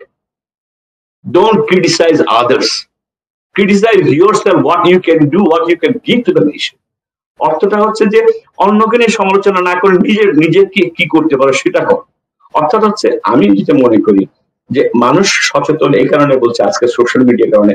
আজকে মানুষ কিন্তু পেপারও পড়ে না, টেলিভিশনও খবর দেয়। আমি ব্যক্তিগতভাবে দেখি না, হয়তো আমার অন্য ইন জেনারেল তারা সবাই বলে, যখন জিজ্ঞেস করি দেশের মানুষকে, আপনারা যখন জিজ্ঞেস করেন, ওরা বলে যে এইসব বস্তা পচা খবর আমরা শুনি না। ইন জেনারেল কথা বলছি। তো সুতরাং people is already behind you. যারা জাতীয়তাবাদী রাজনীতি বিশ্বাস করে তাদের পিছনে আছে। শুধু এই মানুষগুলোকে সংগঠিত করা দায়িত্ব হচ্ছে নেতৃত্বের। And that leadership has to come with a grassroots level. আজকে অন্য কোনো প্রশ্ন থাকলে আমি সেটার উত্তর দিব। এখন এই প্রসঙ্গটা আমি পেটিয়ে রাখলাম, পরের সময় করে কথা বলবেন। আচ্ছা, এইভাবে আমি একটু ডক্টর মুজিব সাহেবের কাছে আসতে চাচ্ছি। ডক্টর মুজিব সাহেব, আপনি যখন বিশেষ করে ঢাকাতে যখন ছিলেন, অর্থাৎ পড়াশোনা শেষ করে চাকরি জীবনের প্রথম দিকে, মূলত শহীদ প্রেসিডেন্ট জিয়াউর রহমানের শাসন আমলটা ওই সময়টাই ছিল। জি। আপনার জীবনে এমন কি ঘটনা ঘটেছে বা দেখেছেন ছাত্র জীবন অবস্থায়, যে শেখ মুজিবের শেষের শাসন আমল এবং শহীদ প্রেসিডেন্ট জিয়াউর রহমানের শাসন আমলের প্রথম দিক, এই ডিফারেন্সটা একটু যদি আলোচনা করেন, যে আসলে কেন জিয়াউর রহমান এতটা পপুলার হয়ে গেলেন এতটুকু সময়ের ভিতরে? আমি 2 মিনিটে এটা বলি আপনাকে। যারা ওই সময় আমরা যারা যুবক ছিলাম, আমরা যারা ছাত্র রাজনীতি করতাম, বা আমাদের বাবারা যারা চাকরি করতেন, সারা দেশে 72 থেকে 75 পর্যন্ত প্রচন্ড একটা অরাজকতা ছিল। আপনার গ্রামে বলেন, শহরে বলেন, মহল্লায় বলেন, এবং কলেজগুলোতে, স্কুলগুলোতে, ইউনিভার্সিটিগুলোতে একটা অরাজকতা ছিল। যেমন আমি ঢাকা মেডিকেল কলেজে যখন পড়ি, আমাদের ওখানে আমরা কেউ স্বাধীনভাবে কোনো কথা বলতে পারতাম না। ছাত্রলীগের প্রতি ইনস্টিটিউশনে তখন ছাত্রলীগের গুন্ডা পান্ডা ছিল। সিনিয়র জুনিয়র তারা মানতো না, তাদেরকে লেয়ে দেওয়া হইতো, মারার জন্য পিটানো হতো। এখন যেমন গুলি করে মেরে ফেলা হয়, তখন অতটা গুলি করে মারার মতো ঘটনা 2-1টা ঘটছে। যেমন ধরেন আপনার 7 মার্ডার হয়েছে আপনার ওই মহসিন হলের মধ্যে। কিন্তু স্কুল কলেজগুলোতে ছাত্রলীগের গুন্ডা বাহিনীরা সবসময় ইনোসেন্ট যারা ছিল বা যারা একটু নেতৃত্ব ছিল তাদেরকে তাদের দ্বিমত হলেই মারা হতো, রুম পুড়িয়ে দেওয়া হতো, এগুলো এই ধরনের অত্যাচার সবসময় চলতো। তো এটা হলো কলেজগুলোতে, মহল্লা তো তাই ছিল। আপনি যদি আপনার এলাকাতে আপনার ভদ্রলোক মানুষ, আপনি যদি অন্যায় প্রতিবাদ করেন, আপনার বাসায় এসে অত্যাচার করবে, মেয়ে উঠিয়ে নিয়ে যাবে, এই ধরনের অনেক কিছু হচ্ছে এগুলো। আর রাষ্ট্রীয়ভাবে সন্ত্রাস ছিল, আপনার কিছু গোপন গুপ্ত বাহিনী ছিল যারা রাজনৈতিক কিলিং গুলো করতো আওয়ামী লীগের উপরে সেন্ট্রাল লিডারশিপের ইয়েতে। আর রক্ষী বাহিনী ছিল, প্যারামিলিটারি। আপনি মোহন ভাইয়ের কাছে শুনলেন মোর দেন 30,000 জাসদের কর্মী এবং বিরোধী দলকে মেরে ফেলছে তারা। এই আপনি যেটা বলতে চাচ্ছেন আসলে যে বর্তমান সময়ে যে কুশাসনটা চলছে, এই কুশাসনের আসলে প্রথম পর্বটাই ছিল ওই সময়টা। এখন আরো খারাপ অবস্থা আসছে। এখন আর তখনকার মধ্যে ডিফারেন্স আমি একটা জায়গায় আপনাকে নিয়ে আসি, তাহলে বুঝতে পারবেন। তখন যে আওয়ামী লীগ সরকার ছিল শেখ মুজিবের সময়, আওয়ামী লীগ সরকার ডাইরেক্টলি ইনভলভ ছিল এগুলোতে এবং তাদের প্যারামিলিটারি বাহিনী এবং নানা গুপ্ত বাহিনীতে করতো। এখন খারাপ আরো হচ্ছে, কারণ এখন আমাদের পার্শ্ববর্তী দেশ তারা ডাইরেক্টলি ইনভলভ হয়ে গেছে। তাদের এখন পুরো দেশের ভিতরে এমনভাবে ছেয়ে গেছে, তারা সাদা পোশাকে এসে তারা আমাদের দেশের রাজনীতিকে যারা যারা কথা বলতে চায় তাদেরকে মেরে ফেলা হচ্ছে। তারা ডাইরেক্টলি এখন ইনভলভ। এই রয়্যাল ইনভলভমেন্টটা তখন 75-এ ছিল না, 72 থেকে 75 এর মধ্যে এই রয়্যাল ইনভলভমেন্ট ছিল না। কিন্তু প্রতি ক্ষেত্রে বাজারগঞ্জ বলেন, গ্রাম বলেন, সব জায়গাতে যারা আওয়ামী লীগের গুন্ডা বাহিনীতে ছিল না, সাধারণ লোক অত্যাচারিত হয়েছে। যার কারণে যখন আপনার 7 নভেম্বরের ঘটনা ঘটলো, ইভেন 15ই আগস্টের ঘটনায় আমি আপনাকে বলি, মোহন ভাই তখন ছাত্রলীগ করেন, উনি বলবেন, উনি তখন জাসদ করেন, উনি বলবেন যে সত্যিকার অর্থে শেখ মুজিব হঠাৎ করে মারা হচ্ছে, কিন্তু সাধারণ জনগণ কিন্তু খুব একটা আফসোস করেনি, আমি দেখিনি। হ্যাঁ, মানুষ তারা ফিল করছে তারা মুক্ত হচ্ছে। এবং আমাদের কলেজে, ঢাকা মেডিকেল কলেজে যেসব ছাত্রলীগের পান্ডা পুন্ডা ছিল, ইনক্লুডিং ছাত্রলীগের লিডার, তারা সব পালাই গেছে সেই দিনই। আর যখন 15 আগস্ট থেকে 7 নভেম্বর পর্যন্ত মানুষ মুক্ত ফিল করছে, কিন্তু অনিশ্চয়তার মধ্যে ছিল। তারা ঠিক শিওর না কোথায় যাচ্ছে দেশটা, কারণ নানা রকম গুজব হচ্ছে, নানা রকম কাউন্টার রেভলিউশন হচ্ছে, নানা কিছু হচ্ছে। আর ওই সুযোগে গণবাহিনীর নাম দিয়ে রেভলিউশন করার চেষ্টা করা হচ্ছে। কিন্তু যখন 7 নভেম্বরে জিয়া রহমানের নামটা আসলো এবং যখন জিয়া রহমান ঘোষণা দিলেন, উনি কর্তৃত্ব নিচ্ছেন, তখন জনগণের ঢল রাস্তায় নেমে গেল। মোহন ভাই বলতে পারবেন। এখানে আমি একটু একটা লাইন ইন্টারফেয়ার করি, সেটা হচ্ছে যে আপনার যেটা বলছেন এটা অ্যাবসলিউটলি কারেক্ট।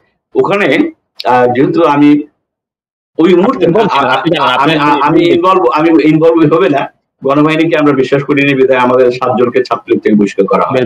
আমরা যেটা আমরা জানেন নিশ্চয়ই, যে আমরা 73-এ প্রথম বক্তব্য রাখি যে একটা রাজনৈতিক সচেতন ব্যক্তি সৃষ্টি না করে তার হাতে কোনো অস্ত্র তুলে দিলে সেটা অ্যানার্কিজম হবে, ফ্যাসিজম হবে। যে কারণে তখনকার নেতৃত্ব আমাদের মানে অস্বীকার আমাদের কথাকে অস্বীকার করেন এবং আমাদেরকে বহিষ্কার করেন। যা হোক, সেটা নিয়ে আসছে যে প্রশ্নের একটা মুজিব যে বললেন যে তখন মানুষ মানে জিয়া রহমান ঘোষণা করেন।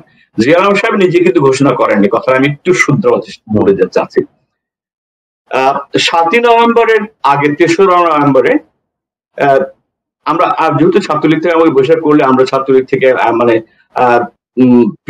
সবকিছু দেখতাম কাছাকাছি, ওইটুকু সুযোগ ছিল। সুরাল আলম খান সাহেবের সাথে আমার ব্যক্তিগত সম্পর্ক ছিল, ব্যক্তিগত বলতে গেলে উনি আমাকে ছোটবেলা থেকে দেখে এসছেন, সেই সুবাদে ওনার সাথে আমার যোগাযোগটা ছিল। তো তখন আমাদের কাছে খবর আসলো যে 7 নভেম্বরে একটা মানে একটা 2-1 দিনের মধ্যে একটা রেভলিউশন হবে, আর্মি সমর্থন নেমে যাবে এবং সেখানে জিয়া রহমানকে সামনে নিয়ে আসছে। 7 নভেম্বর সকালবেলা তখন 7টা বাজে আমাকে দাদা বললেন যে ড্যামরা যেতে হবে, ড্যামরা শ্রমিকদেরকে নিয়ে ট্রাকে করে ফিরে আসতে হবে কেন্দ্রীয় শহীদ মিনারে। আমি 7 নভেম্বরের সকাল 7টার কথা বলছি। তা আমি যখন লোকজনকে নিয়ে ফিরে আসি, তার আগে যে ইমপ্রেশনটা ছিল যে জিয়া রহমানের নেতৃত্বে শহীদ মিনারে 7 নভেম্বর জাতীয় সংহতি মানে জাতীয় বিপ্লব দিবস উপলক্ষে ভাষণ দিবেন। আমার প্রশ্ন হচ্ছে জাসদের যারা আজকে রাজনীতি করেন তাদের কাছে, যে কি কারণে কর্নেল তাহের গণবাহিনী প্রধান হিসাবে জিয়া রহমানের কে সেদিন মানে বক্তব্য রাখার জন্য আহ্বান করলেন, অথবা সিদ্ধান্ত নিলেন, অথবা সেখান থেকে রেডিও টেলিভিশনে গেলেন। অর্থ হচ্ছে জিয়া রহমানের যে popularity within the art process তখন যে ছিল, এটাকে অস্বীকার করা এবং সাধারণ মানুষের যে সমর্থন তার উপর ছিল, যে ভাষা মানে বিশ্বাস ছিল, যেটা আমরা যখন লোকজনকে নিয়ে আসি শহীদ মিনার, এসে দেখি যে বাইদিসকাল আরেকটা কাউন্টার কু হয়ে গেছে। কুটা কি ধরনের খুব মজার ব্যাপার, যে মানে খন্দকার মোস্তাকের ছবি প্রিন্ট করা, মানে তার পোর্ট্রেট প্রিন্ট করা, শয় শয় প্ল্যাকার্ড নিয়ে লোকজন দাঁড়ায় গেছে। এটা কথা আমরা অর্থটা হচ্ছে যে যে আওয়ামী লীগ তার নিজস্ব তার ভিতর লোকরাই এই কাজটা। জিয়া রহমান সাহেব তখন তো মানে বেরিয়ে আসেন, তখন he was under cordon of house arrest, তো তখনকার তার লোকেরা করেছে। অর্থটা হচ্ছে আমি একটু পিছিয়ে যাই, একটা ইতিহাস আমি বলতে চাই যেটা এখনো ৩-৪ জন লোক সাক্ষী আছেন। এক, জনাব সিরাজ আলম খান, দ্বিতীয় তোফায়েল আহমেদ, এই দুজন লোক বেঁচে আছেন। কেন? বেঙ্গল লিবারেশন ফ্রন্ট BLF যখন সৃষ্টি হয় 1971, তখন মুজিব বাহিনীর নামটাম ছিল না, এগুলো বোগাস কথাবার্তা। মুজিব বাহিনীর নাম তারা নভেম্বর মাসে দিয়েছে। তো আমি যাই হোক, I was selected. I went to the special training in Dehradun, Tandua, all the way to Himalaya Pradesh, west northwest Kashmir পাশে ক্যান্টনমেন্টে। তো সেখানে আমাদের ট্রেনিং চলছে। ট্রেনিং একটা পর্যায়ে আমরা কি শুনলাম যে BLF এর 4 জন জেনারেল আসতে, তাদের গার্ড অফ অনার দিতে হবে। তা আমাদের কিন্তু কিছু বলা হচ্ছে না এই 4 জন জেনারেল কারা। যখন আসলো দেখলাম, আমি গার্ড অফ অনার আমি লিড দিলাম, যেহেতু আমার এগুলো ট্রেনিং এ ছিল, মানে আমার প্র্যাকটিস ছিল আগের থেকে। তো দেখি যে সিরাজ আলম খান, তারপরে তোফায়েল আহমেদ, শেখ গনি, আব্দুল রাজ্জাক শেখ মুরাদ, হ্যাঁ, তার সাথে জেনারেল উবান কথাটা আমি কেন আসছি প্রসঙ্গক্রমে, দিস ইজ এ হিস্ট্রি, এটা আপনাদের অনেকে জানতে হবে। জেনারেল উবান ছিলেন তখনকার, he was a Indian northern belt commander base commandant ছিলেন, এবং ওনার হেডকোয়ার্টার ছিল দেহরাদুন। তো টান্ডুয়াতে ওনার মেইন অফিসটা ছিল। তো ওনার ওয়াইফ আমার যখন স্নেহ করতেন, সব বয়স কম ছিল, মানে আই ডোন্ট নো, উনি বলতেন যে আমার মানে বোনের ছেলের মতো দেখতে। আমি যেতাম, উনি নিয়ে গিয়ে খাওয়াতেন টাওয়াতেন। তো যেদিন এই 4 জন আমাদের BLF এর বেঙ্গল লিবারেশন ফ্রন্টের লিডার আসলেন, তখন রাতের বেলা ডিনার দাওয়াত দিলে সেখানে আমাকে গেলাম। খুসরু ভাই ছিলেন, মন্টু ভাই ছিলেন, আর আরেকজন কে যেন ছিল আমার ঠিক মনে নেই। তো সবাইকে আমরা কয়েকজন ওখানে বসা, জেনারেল উবান, আমি প্রসঙ্গটা আসছি, this is history, it has to be narrated to other people, এবং তাদেরকে প্রশ্ন করতে পারো। লিটু, তোমার সুযোগ আছে, তুমি এই যারা বেঁচে আছে এই লোকগুলোকে প্রশ্ন করতে পারো যে আমি কেন কথাটা বললাম, দিস ইজ রেকর্ডেড। তো যেহেতু আই ওয়াজ ইয়াং, আমি সোফাতে না বসে আমি কার্পেটে বসা, খুচরো মোটর আমার পাশে সোফাতে বসা, দাদা আমার ডান দিকে বসা। তো একটা সময় আলোচনা হচ্ছে খাচ্ছে, সবাই খাওয়া দাওয়া শেষ, ডেজার্ট নিয়ে বসা। তো তখন জেনারেল উবান কথা স্টার্ট করছেন। উনি প্রথমে ইংরেজিতে কথাবার্তা বলেন। একটা পর্যায়ে উনি এসে একটা জায়গায় বলেন যে ইউ গাইস, মানে সোজা স্পেসিফিকলি আঙ্গুল দিয়ে দেখাচ্ছেন সিরাজ আলম খান, শেখ মুজিবুর রহমান দিকে আঙ্গুল দিয়ে বলছেন, you guys are crying for Sheikh Mujibur Rahman. Me too, বলছে আমিও। But today what you are crying, and after 30 years you will cry in a different way.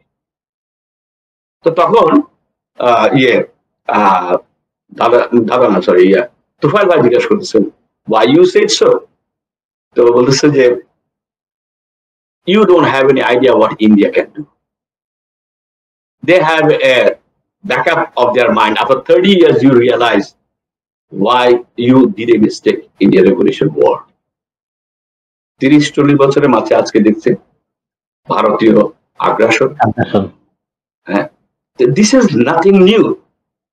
বাংলাদেশের স্বাধীনতার প্রথম থেকে ভারত কখনোই বাংলাদেশ স্বাধীনতা সংগ্রাম যুদ্ধকে স্বীকার করেনি, তারা বারবার চেষ্টা করেছে, স্বাধীনতার যুদ্ধটা তারাই করে দিয়েছে আমাদের। আচ্ছা মোহন ভাই, আমি এখানে একটা কোশ্চেন করতে পারি আপনাকে, ইফ ইউ ডোন্ট মাইন্ড। এই ওই সময় আপনার 11টা সেক্টরে বাংলাদেশের সরকারের আন্ডারে স্বাধীনতা যুদ্ধ চলতেছে। বাংলাদেশের মুক্তিযোদ্ধারা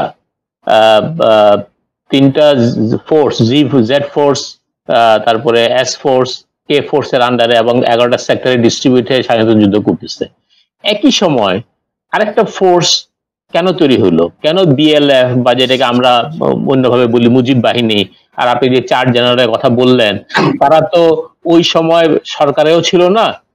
সরকারের প্রধানমন্ত্রী ছিলেন তাজউদ্দিন, অস্থায়ী প্রেসিডেন্ট ছিলেন নজরুল ইসলাম, সৈয়দ নজরুল ইসলাম সাহেব, এবং প্রতিটা সেক্টরে এক একজন করে কমান্ডিং অফিসার ছিলেন। তো যেখানে একটা মুক্তিযুদ্ধ চলতেছে, একই সময় কেন এই ওবানের আন্ডারে আপনার এই 4 জন জেনারেল আরেকটা বাহিনী তৈরি করলেন, যারা কিনা ডাইরেক্টলি বাংলাদেশের সরকারের এবং বাংলাদেশের যে সামরিক যেটা চলতেছে, আপনার যুদ্ধ যেটা চলতেছে, তাদের লিডারশিপের ভিতরে ছিল না?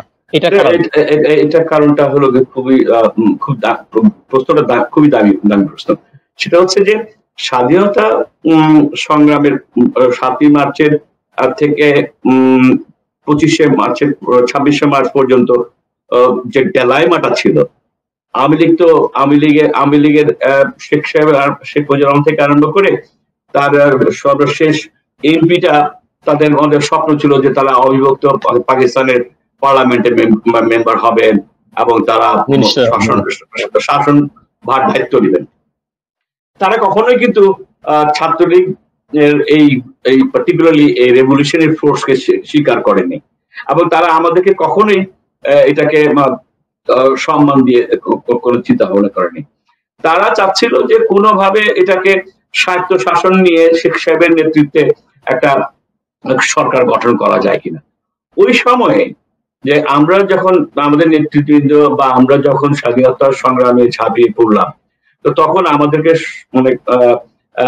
আমরা ফিল করলাম যে আওয়ামী লীগের তখন যে সরকারটা গঠন হয় তাজউদ্দিন নজরুল ইসলাম সাহেবের নেতৃত্বে, এদের আন্ডারে আমরা কোনো যুদ্ধ করে কিছু করতে পারবো না। এই কারণে পারবো না যে তারা এটা স্বীকারই করে না সংগ্রামটা, যুদ্ধটা। মূলত জিয়া রহমান সাহেব, জেনারেল ওসমানী এবং আরো যারা ছিলেন তাদের প্রেসারেই তখন আপনার অস্থায়ী সরকার বাধ্য হয় এটা লিডারশিপটা নিয়ে আসার জন্য। এখন প্রশ্নটা হচ্ছে যে বিএলএফ কেন হলো? বিএলএফটা প্যারালাল ফোর্স কেন তৈরি করা হলো এই সময়? হ্যাঁ, প্যারালাল ফোর্স ইন্ডিয়া আন্ডারে। এটা এই জিনিসটা মানে কোন এভিডেন্সিয়াল প্রুফ আমার কাছে নাই। এই প্রশ্নটা কিন্তু আমাদেরও ছিল তো ওই মুহূর্তে, যে এটা প্যারালাল হলো কেন। একদিকে এফএফ ফ্রিডম ফাইটার মানে যেটা নাকি 11টা সেক্টর কমান্ড, আবার তার পাশাপাশি আমরা মানে আমাদের ছিল, আমরা জানতাম ভিতরেরটা, কিন্তু আমাদের মধ্যে যারা সহযোদ্ধারা ছিল তারা পুরোপুরি জানতো না। সেটা হচ্ছে যে যেহেতু আওয়ামী লীগের নেতৃত্ব আমরা মানে 26শে মার্চের সকাল পর্যন্ত দেখে আসছি, এদের উপর বিশ্বাস বিএলএফ এর নেতৃবৃন্দ তখন ছিল না। পাশাপাশি একটা কনস্পিরেসি ছিল। তার মানে আপনি কি বলতে চাই সিরাজ আলম খান, শেখ মুনি, রাজ্জাক তোফায়েল এদের তখন ওই তাজউদ্দিন এবং এদের উপর কোনো বিষয় ছিল না? তাদের ছিল না, তাদের উপর ছিল না বিধায় তো একটা প্যারালাল অর্গানাইজেশন হয়, এবং এটাকে লুফে নেয় ইন্ডিয়ান মানে প্লেয়ার যারা। ইন্ডিয়ার বা বিভিন্ন বড় বড় দেশে দেখবেন যে একটা শ্যাডো গভর্নমেন্ট কাজ করে, একটা কোটারি 4-5 জন দে মেক এ ডিসিশন। তো সুতরাং ইন্ডিয়াতে এখনো আছে এটা মানে শ্যাডো গভর্নমেন্ট, এটা ওরাই গভর্নমেন্ট বানায়, ওরাই গভর্নমেন্ট তৈরি করে দেয়। তো দে হ্যাড আ মাইন্ড যে আফটার 30-40 ইয়ার্স আমরা বাংলাদেশটাকে এইভাবে খাবো, আমার তো ইকোনমি বাড়বে, তখন আমি এটা ফিজিক্যালি মানে দখল না করে কালচারালি, ধর্মীয় কালচার মানে ইকোনমি অ্যান্ড সব দিক থেকে আমরা এটাকে খেব, এবং এই খেতে গেলে আগেই ধ্বংস করতে হবে স্বাধীনতার আর মূল যুদ্ধ মানে শক্তিটুকু। সুতরাং যে কারণে তারা বারবার একের পর এক, আজকে হয়তো অনেকে অনেক কথা বলবেন, যতগুলো মানে স্বাধীনতা যুদ্ধের সেটা কমান্ডার আর যারা ছিলেন তাদেরকে হত্যা করা হয়েছে সব কুয়ের মাধ্যমে ইন্ডিয়া জড়িত। আমি মনে করি এটা অবশ্যই এটা রয়ের কাজ, অবশ্যই এটা দিস ইজ ইন্ডিয়ান কনস্পিরেসি। আপনি দেখবেন আপনাকে আরেকটা কথা জিজ্ঞেস করি, আমি ওই সময় আমরা জানতাম যে আমি আরেকটা কথাটা এইভাবে শেষ করি। আরেকটা হচ্ছে যে তখন একটা অলিখিত আলোচনা ছিল আমাদের মধ্যে, আমরা জানতাম এটা, সেটা হচ্ছে যে তখন নেতৃবৃন্দ, এই 4 নেতৃবৃন্দ বা আমরা তখন আমাদের যারা সিনিয়ররা ছিলেন তাদের মধ্যে ধারণা ছিল বঙ্গবন্ধু শেখ মুজিবুর রহমানকে তারা তাদের ভাষায় তারা হত্যা করে ফেলবে, তারা হত্যা করে ফেলছে অলরেডি, সুতরাং শেখ সাহেব আর ফিরে আসতেছেন না। Even at the day of the 16 December সকাল পর্যন্ত কিন্তু এই অবস্থায় ছিল যে শেখ মুজিবুর রহমানকে ফিরে আসতেছেন এবং তাকে মেরে ফেলা হয়েছে। ওকে, তো সুতরাং তখন তারা একটা কাউন্টার রেভলিউশন করে তারা ক্ষমতা নেবে। That was the plan of the BLF.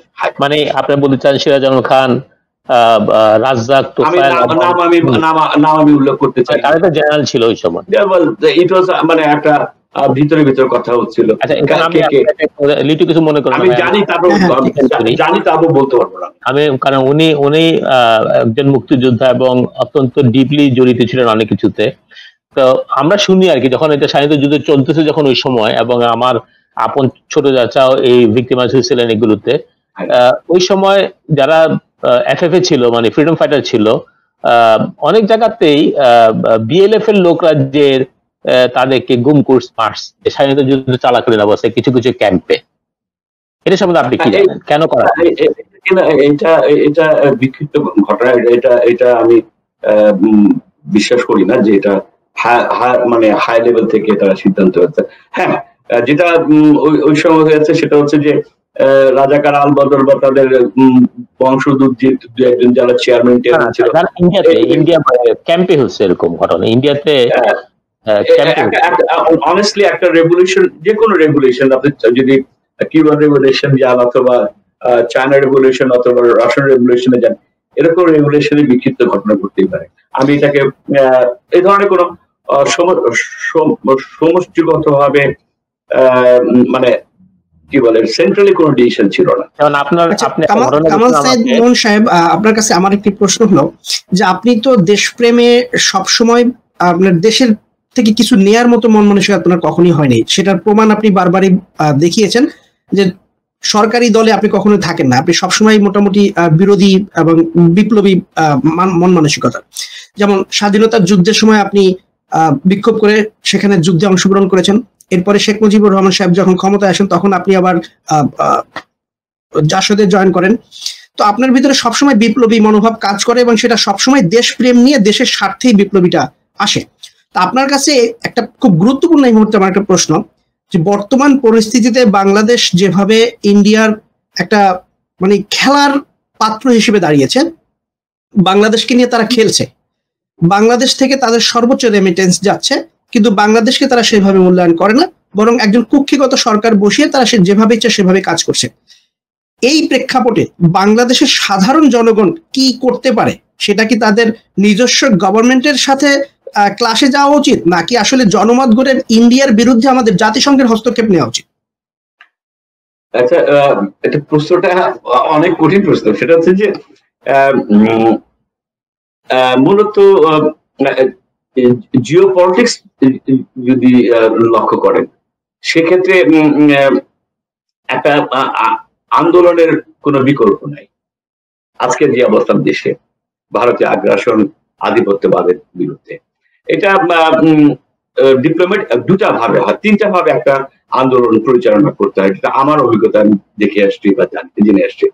একটা আন্দোলন থাকবে মাঠ পর্যায়ে জনগণকে সাথে নিয়ে, পাশাপাশি ডিপ্লোম্যাটিক রিলেশনশিপটা থাকতে হবে, এবং তৃতীয়ত যদি কোনো নির্বাচনের পরিস্থিতি নাও থাকে সেই নির্বাচনে অংশগ্রহণ করা। কারণ হচ্ছে বাংলাদেশের রাজনীতিতে প্রতি 10 বছরের মাথায় একটা জেনারেশন বেরিয়ে আসছে। এই আজকের আমার ছেলের বয়স যদি 30 হয়, তাহলে তো থার্ড জেনারেশন চলে গেল। আমি 10 ইয়ার্স একটা জেনারেশন ধরে। তো আজকে যে ছেলেটার 10 বছর, যার বয়স আজকে 12 বা 14, সে যখন একটা নির্বাচন আসবে, সেই নির্বাচনে জিন্দাবাদ মুর্দাবাদ দিবে, তারা কিন্তু বাংলাদেশের রাজনৈতিক প্রেক্ষাপটে ওরকম পলিটিক্যালাইজড হতে পারে না, বা নেতৃত্ব তৈরি করতে পারে, নেতৃত্বটা কর্মী তৈরি করতে পারে না। যে কথাটা আমি তারেক জিয়া অথবা ম্যাডামকেও অনেক সময় মেসেজটাও দিয়েছি বা বলেছি, বা নেতৃবৃন্দকে বলেছি যে ইলেকশন ইজ আ প্রসেস, কর্মী তৈরি করে। আজকে দেখবেন হাজার হাজার ছাত্র যারা নাকি ওই যে গেল বছর 2 বছর আগে শিক্ষা মানে ছাত্ররা মাঠে নামলো তাদের নিরাপত্তার কারণে হাজার হাজার, এরা কিন্তু তখন সচেতন হয়েছে। এই সচেতন হচ্ছে, এটাকে পলিটিক্যালাইজ করতে পারে, রাজনৈতিক ভাবে সচেতন করার জন্য যেভাবে একটা প্রসেস দরকার। And this is election is a process, এটা থাকতে হবে। ইলেকশন যদি আসে সামনে, আপনি জানছেন যে এই সরকার বা এই ধরনের এই জাতীয় সরকার আপনার জনগণের কথাটা প্রকাশ করতে দিবে না, তারা এটা রিড করে নিয়ে যাবে, তারপরেও আপনাকে ইলেকশন দিতে হবে। কেন? নেতা কর্মী সৃষ্টি করতে হবে, কর্মীকে ধরে রাখতে হবে। এটা যেমন এক আন্দোলন গ্রাসরুট লেভেল থেকে তুলে আসতে হবে, এবং পার্টির উইদিন দ্য পার্টির ভিতরে মানে ডেমোক্রেটিক প্র্যাকটিস করাতে হবে। আপনি যদি উইদিন দ্য পার্টির ভিতরে যদি ডেমোক্রেটিক প্র্যাকটিস না করান, তাহলে পরে আপনি পাবলিক তো আপনার কথা শুনবেন। আপনার ঘরের লোকে বলবে যে আরে তুমি তোমার ঘরের মধ্যে তো কোনো রকম ডেমোক্রেটিক প্র্যাকটিস হয় না, তুমি আমার আবার কি কথাবার্তা বলবো। আমার ওয়াইফও বলতো, একসময় বলছেন। এবং সুতরাং এটা করতে হবে। পাশাপাশি আন্দোলনটা যেটা বেগবান হয়েছে গত 10টি বছর, ব্যর্থতা হয়েছে, ব্যর্থতার কারণগুলো বের করে আনতে হবে এবং সেটাকে সমাধান করতে হবে নেতৃত্বকে। পাশাপাশি জনগণকে সম্পৃক্ততা করতে হবে, এবং জনগণের সম্পৃক্ততা কতগুলি মানে আছে, কি বলে এটা, ম্যাটেরিয়ালস আছে। সাধারণ মানুষ যেগুলো ফেস করে, যেমন বিদ্যুতের বিল, তেলের বিল বেড়ে গেল, তেলের দাম বেড়ে গেল, মানুষের খাদ্যের অভাব, তারপরে মহামারী, এই সমস্ত জিনিসগুলোকে আপলিফট করে যখন আনবেন, তখনই জনগণ আপনাকে সমর্থন দেওয়ার সম্পৃক্ততা হবে। সুতরাং আন্দোলন চলতে হবে, নির্বাচনও থাকতে হবে, পার্টিকে সংগঠিত করা যায়, গ্রাসরুট লেভেল থেকে লিডারশিপ তৈরি করা। কিন্তু আপনার সব কথাই তো আমরা আসলে বুঝলাম, কিন্তু দেখেন এর ভিতরে কোন কাজটা করতে দেয়া হচ্ছে? একটা গণতান্ত্রিক দেশের কোন পরিবেশ বাংলাদেশে এখন নেই। এখন এই পরিবেশে দুটো ভাবে হয় সাধারণত। আমি এখানে একটু অ্যাড করতে পারি কি, যদি কিছু মনে রাখেন? হ্যাঁ, অবশ্যই। কোন ফ্যাসিস্ট সরকার পৃথিবীর ইতিহাসে, কোন ফ্যাসিস্ট সরকার ওই গণতন্ত্রের নির্বাচনের মাধ্যমে বিদায় নেয় নাই। হ্যাঁ, আন্দোলনের মাধ্যমে বিদায় হয়। এখন প্রতিটা আন্দোলন যে সাকসেসফুল হবে এমন কোনো কথা নাই। যেমন যুদ্ধে প্রতিটা ব্যাটল সাকসেসফুল হয় না, কিন্তু ওভারঅল যুদ্ধটা হলো বড় কথা। আপনি ওয়ারে জিতছেন কিনা এটা বড় কথা, ব্যাটেলে আপনি হারতে পারেন। তো এই আমাদের দেশে ধরেন একটা স্বৈরাচার সরকার চলতেছে। এখন আপনি যদি অন্যান্য দেশের হিস্ট্রি দেখেন, অনেক দেশে 50 বছর স্বৈরাচার সরকার চলছে, 100 বছর চলছে। আমাদের দেশে 10 বছর 15 বছর চলতেছে। হ্যাঁ, পাকিস্তানের সময় আইয়ুব খানেরই রাজত্ব চলছে 10 বছর উপরে, তাই না? তো একটা আন্দোলনে যে আপনি সাকসেস হবে তা না। যারা রাজনীতি করে, যারা আন্দোলন করে, যারা বিপ্লব করে, তারা একবারের ফেলিউরে ঘরে ঢুকে যায় না। আমাদেরকে যদি আপনি এই বাঁদিকের রাস্তায় যদি যে না পৌঁছতে পারেন, আপনি ডান দিকের রাস্তায় যেতে হবে।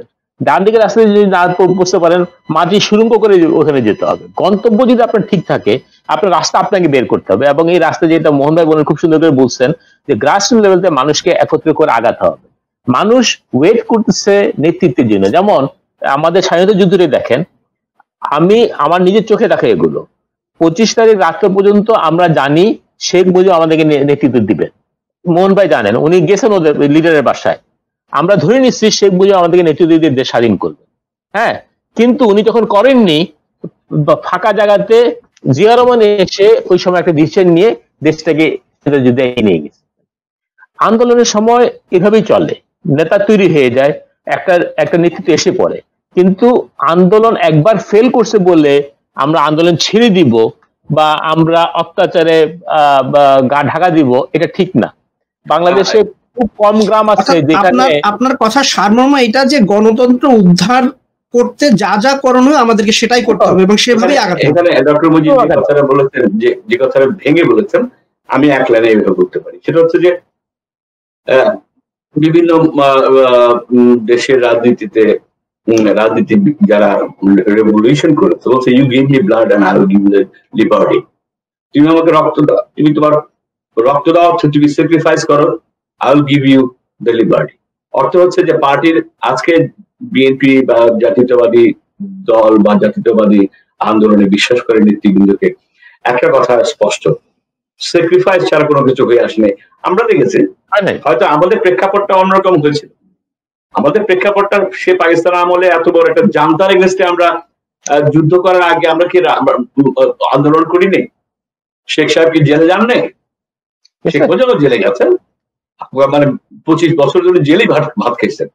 এই জেলে ভাত খাওয়ার মানসিকতা যদি লিডারশিপের মধ্যে না থাকে, আজকে লিডারশিপে না থাকে, then don't dream for any revolution, period.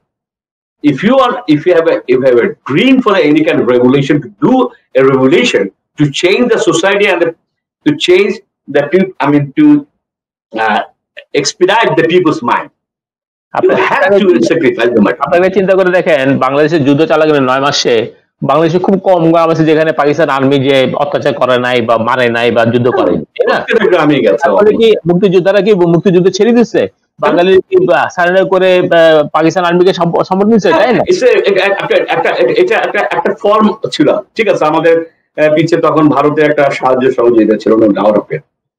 আজকে বিভিন্ন দেশের রাজনীতিতে একটা জিনিস স্পষ্ট যেটা হয়, সেটা হচ্ছে তুমি যতক্ষণ পর্যন্ত জনগণকে নিয়ে সামনে না আসতে পারবে ততক্ষণ তোমাকে কেউ সমর্থন দিবে।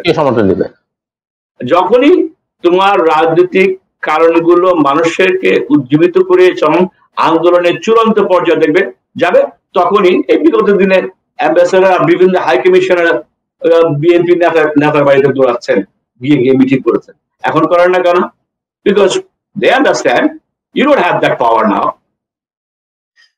আসলে হ্যাঁ, আই এম নট সেইং যে পাওয়ার না মানে আমাদের ভুল করে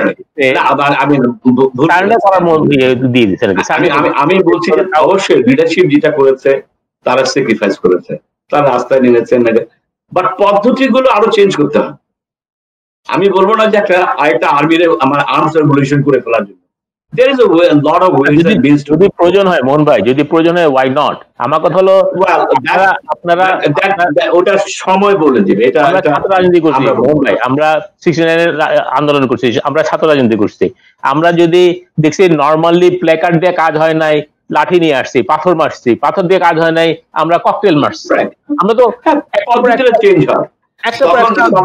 দেশের মানুষের মাঝে তো আসলে দেশের মানুষ তো এখন পুরোদস্তুর সরকার বিরোধী অবস্থানে আছেন অবশ্যই, কিন্তু তারা ভয়ে কিছু বলতে পারছেন না। এই মুহূর্তে যদি একটা যোগ্য নেতৃত্ব সিরিয়াসলি ডাক দেয়, সে মুহূর্তে কি আমাদের পক্ষে গণতন্ত্র ফিরিয়ে আনা সম্ভব, যেভাবে দেশটাকে এখানে একটা কথা বলি আপনাকে, আপনি শুধু বাংলাদেশের প্রেক্ষিতে সব দেশের পরিস্থিতি দেখেন না কেন, সাধারণ জনগণ সবসময় অপেক্ষা করতে থাকে নেতৃত্বের জন্য। একটা দলকে, একটা জাতিকে নেতৃত্ব দেওয়ার জন্য কাউকে এগিয়ে আসতে হয়, হ্যাঁ, এবং এটা সবসময় হচ্ছে। আপনার ব্রিটিশ আমলে ব্রিটিশকে সরানোর সোজা হয় যতক্ষণ পর্যন্ত না নেতৃত্ব তৈরি হচ্ছে। হ্যাঁ, বহু লোক জীবন দিছে ব্রিটিশদেরকে সরাবার জন্য। আমি মুজিব ভাই আপনাকে একটু সাহায্য করি। আচ্ছা, মনে করেন মানে খুব খোলামেলা আলোচনা করুন, রয়্যাল এজেন্ট আছে, বাংলাদেশে তার কিছু বাহিনী টাইনি আছে, কয়টা মানুষকে হত্যা করতে পারবে? কয়টা মানুষকে তারা গুম করতে পারবে? আমি কেন কথাটা বললাম যে 71-এর 26শে মার্চের সকালবেলা যখন জিয়া রহমান সাহেব স্বাধীনতা ঘোষণা করে, মানে ওয়ার অফ ইন্ডিপেন্ডেন্স ঘোষণা করে যখন উনি যুদ্ধে নেমে যান, তখন কি did he ever thought about his family, his wife, his kids? No. এবং এটাও মনে করেন নাই যে এত বড় একটা যুদ্ধ হবে 9 মাসে। he never thought, maybe he never thought যে এরকম 9 মাসের যুদ্ধ। আমরা জানতাম যে আমরা 9 মাসের তো যুদ্ধ প্রস্তুতি আছে না। Even at the time of the last late November পর্যন্ত আমরা জানতাম না যে ইন্ডিয়া উইল কাম, মানে এইভাবে মানে আমাদের ছিল দীর্ঘমেয়াদী বিএলএফ এর প্ল্যান্টেশন, দীর্ঘমেয়াদী পলিটিক্যাল পলিটিক্যালি মোটিভেট করে দীর্ঘমেয়াদী সংগ্রামে আসতাম। অর্থ হচ্ছে জিয়া রহমানের যে স্যাক্রিফাইসটা ছিল অথবা তদানীন্তন নেতৃত্বের যে স্যাক্রিফাইস ছিল, আমি আমার কথাই বলি, ছোট্ট একটা, আমি একটা জিন্দাবাদ কর্মী, আমি তো তখন চিন্তা করি না বাবা মাকে মেরে ফেললে কি হবে। I never thought. At the time I was 18-19 years old at the time. আমি একটা কলেজের ছাত্র সংগঠনে অবিভক্ত ছাত্রলীগের সাংগঠনিক সম্পাদক তখন দায়িত্ব পালন করি। বাট আই নেভার থট যে আমি আমার মৃত্যু হলে কি হবে, আমার অবর্তমানে আমার বাবা মা ভাই বোনের কি হবে। তো অর্থ হচ্ছে যে you need a devotion to sacrifice your life to do something, period. সুতরাং এই যে আজকের যে জগদ্দল পাথরের মতো একটা বহিঃশত্রু দ্বারা নিয়ন্ত্রিত তা একটা পুতুল সরকার এবং তার দল এবং তার লেজুর ভিত্তি যারা করছে আজকে, এর থেকে বেরিয়ে আসার জন্য একটা রেভলিউশন প্রয়োজন আছে। You need a revolution and to success that revolution you need a sacrifice period. হয়তো অনেকে বলবে তুমি আমেরিকায় বসে বসে তো অনেক কথা বলতেছো, আমরা করে আসছি 71-72। যে আজকে আমরা অনেক ফলপ্রসূ আলোচনা করলাম বাংলাদেশের স্বাধীনতা, বাংলাদেশের গণতন্ত্র এবং বাংলাদেশের সুশাসন দুঃশাসন নিয়ে। প্রিয় দর্শক, আজ আমাদের অনুষ্ঠানে প্রায় সমাপ্তির পথে। আমরা চাই দেশের গণতন্ত্র ফিরে আসুক, আমরা চাই সরকারকে সহযোগিতা করতে, কিন্তু সরকার যদি আসলে গণতন্ত্রকে হত্যা করতে চায় সেক্ষেত্রে আমাদের কিছু করার থাকে না। তো আমরা প্রায় শেষ পর্যায়ে হয়তোবা কথা বলা আছে। জি বলুন। সেটা হচ্ছে যে যদি সময় সুযোগ হয় আপনাদের, আমি ডক্টর মুজিবকেও রিকোয়েস্ট করব এই দলটা কিভাবে সৃষ্টি হয়েছে আর এই দলের নেতৃত্ব কিভাবে সৃষ্টি হয়েছে। আমরা এখনো বেঁচে আছি, কিছু একটা ইতিহাস সেই সময়কার কথাগুলো যদি বলি হয়তো কাজে লাগবে আগামী প্রজন্মের কাছে। যে আমরা অবশ্যই আপনার কাছ থেকে সেই প্রজন্মের কথাগুলি পরবর্তী পর্বে শুনবো, আমরা এটা কন্টিনিউ করবো অনুষ্ঠানটি, এবং তখন আপনাদের অবশ্যই সেই মূল্যবান বক্তব্যগুলি শুনে রাখবো। ডক্টর মুজিব সাহেবের কাছে কি একদম শেষ পর্যায়ের সামান্য শেষ বক্তব্যটুকু একটু দিবেন? আমার কথা একটাই, এক এক যুগে এক এক প্রজন্মকে স্যাক্রিফাইস করতে হয়। এই মোহন ভাই যেই বয়সে, আমি যেই বয়সে আমরা রাস্তায় নামছি, এখানে যুদ্ধে হাতিয়ার নিচ্ছে, আমাদের মধ্যে অনেক বন্ধু বান্ধব মারা গেছে। ওই সময় যদি আমরা 80 বছরের যুবক বুড়োকে বলতাম যে আপনি কেন মুক্তিযুদ্ধ করেন না, ইটস রং। হ্যাঁ, আজকে যারা প্রজন্ম তাদেরকে আজকের ইতিহাসের কাছে তারা দায়বদ্ধ। আমরা যেমন ওই আমাদের ইতিহাসের কাছে আমরা দায়বদ্ধ ছিলাম, আমরা পিছপা হয়ে নেই, আমরা বুক পেতে দিচ্ছি, আমরা সংগ্রাম করছি, যুদ্ধ করছি, দেশ স্বাধীন করছি। এখন যারা আমাদের ওই বয়সী তাদেরকে এগিয়ে আসতে হবে, তারা কোনোভাবে অন্যায়কে মেনে নিবে না, তারা দেশের স্বাধীনতা সার্বভৌমত্ব রক্ষা করার দায়িত্ব তাদের। আমরা আজকে 65 পার হয়ে আসছি। এখন যদি কেউ বলে যে মুজিব ভাই আপনি আমেরিকায় বসে আছেন, মোহন ভাই আমেরিকায় বসে কথা বলতেছেন, নো, আমরা যেদিকে ট্যাঙ্ক যখন রাস্তায় নামছে, মেশিন গান দিয়ে যখন আর্মি রাস্তায় নামছে, আমরা সেই রাস্তায় ছিলাম, আমরা পিছপা হই নাই। আমাদের টাইমে আমরা ঠিকই দাঁড়িয়ে গেছি, মোহন ভাই অস্ত্র হাতে নিয়ে যুদ্ধ করছেন।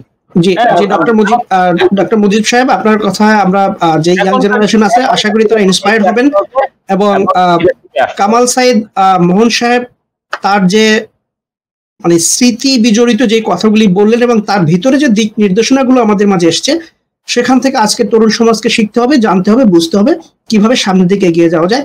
দেশকে ভালোবাসা শুধু ক্যামেরার সামনে বা দেশকে ভালোবাসা মানুষের সামনে বক্তব্যের মধ্যে বন্দী থাকে না। দেশকে ভালোবাসতে হলে রক্ত দিতে হয়, দেশকে ভালোবাসতে হলে স্যাক্রিফাইস করা শিখতে হয়। আজকে এ পর্যন্তই, সবাই ভালো থাকুন, সুস্থ থাকুন, দেখা হবে আপনাদের সাথে আবার পরবর্তী অনুষ্ঠানে, সেই আশায় রইলাম। ধন্যবাদ সবাইকে। ধন্যবাদ।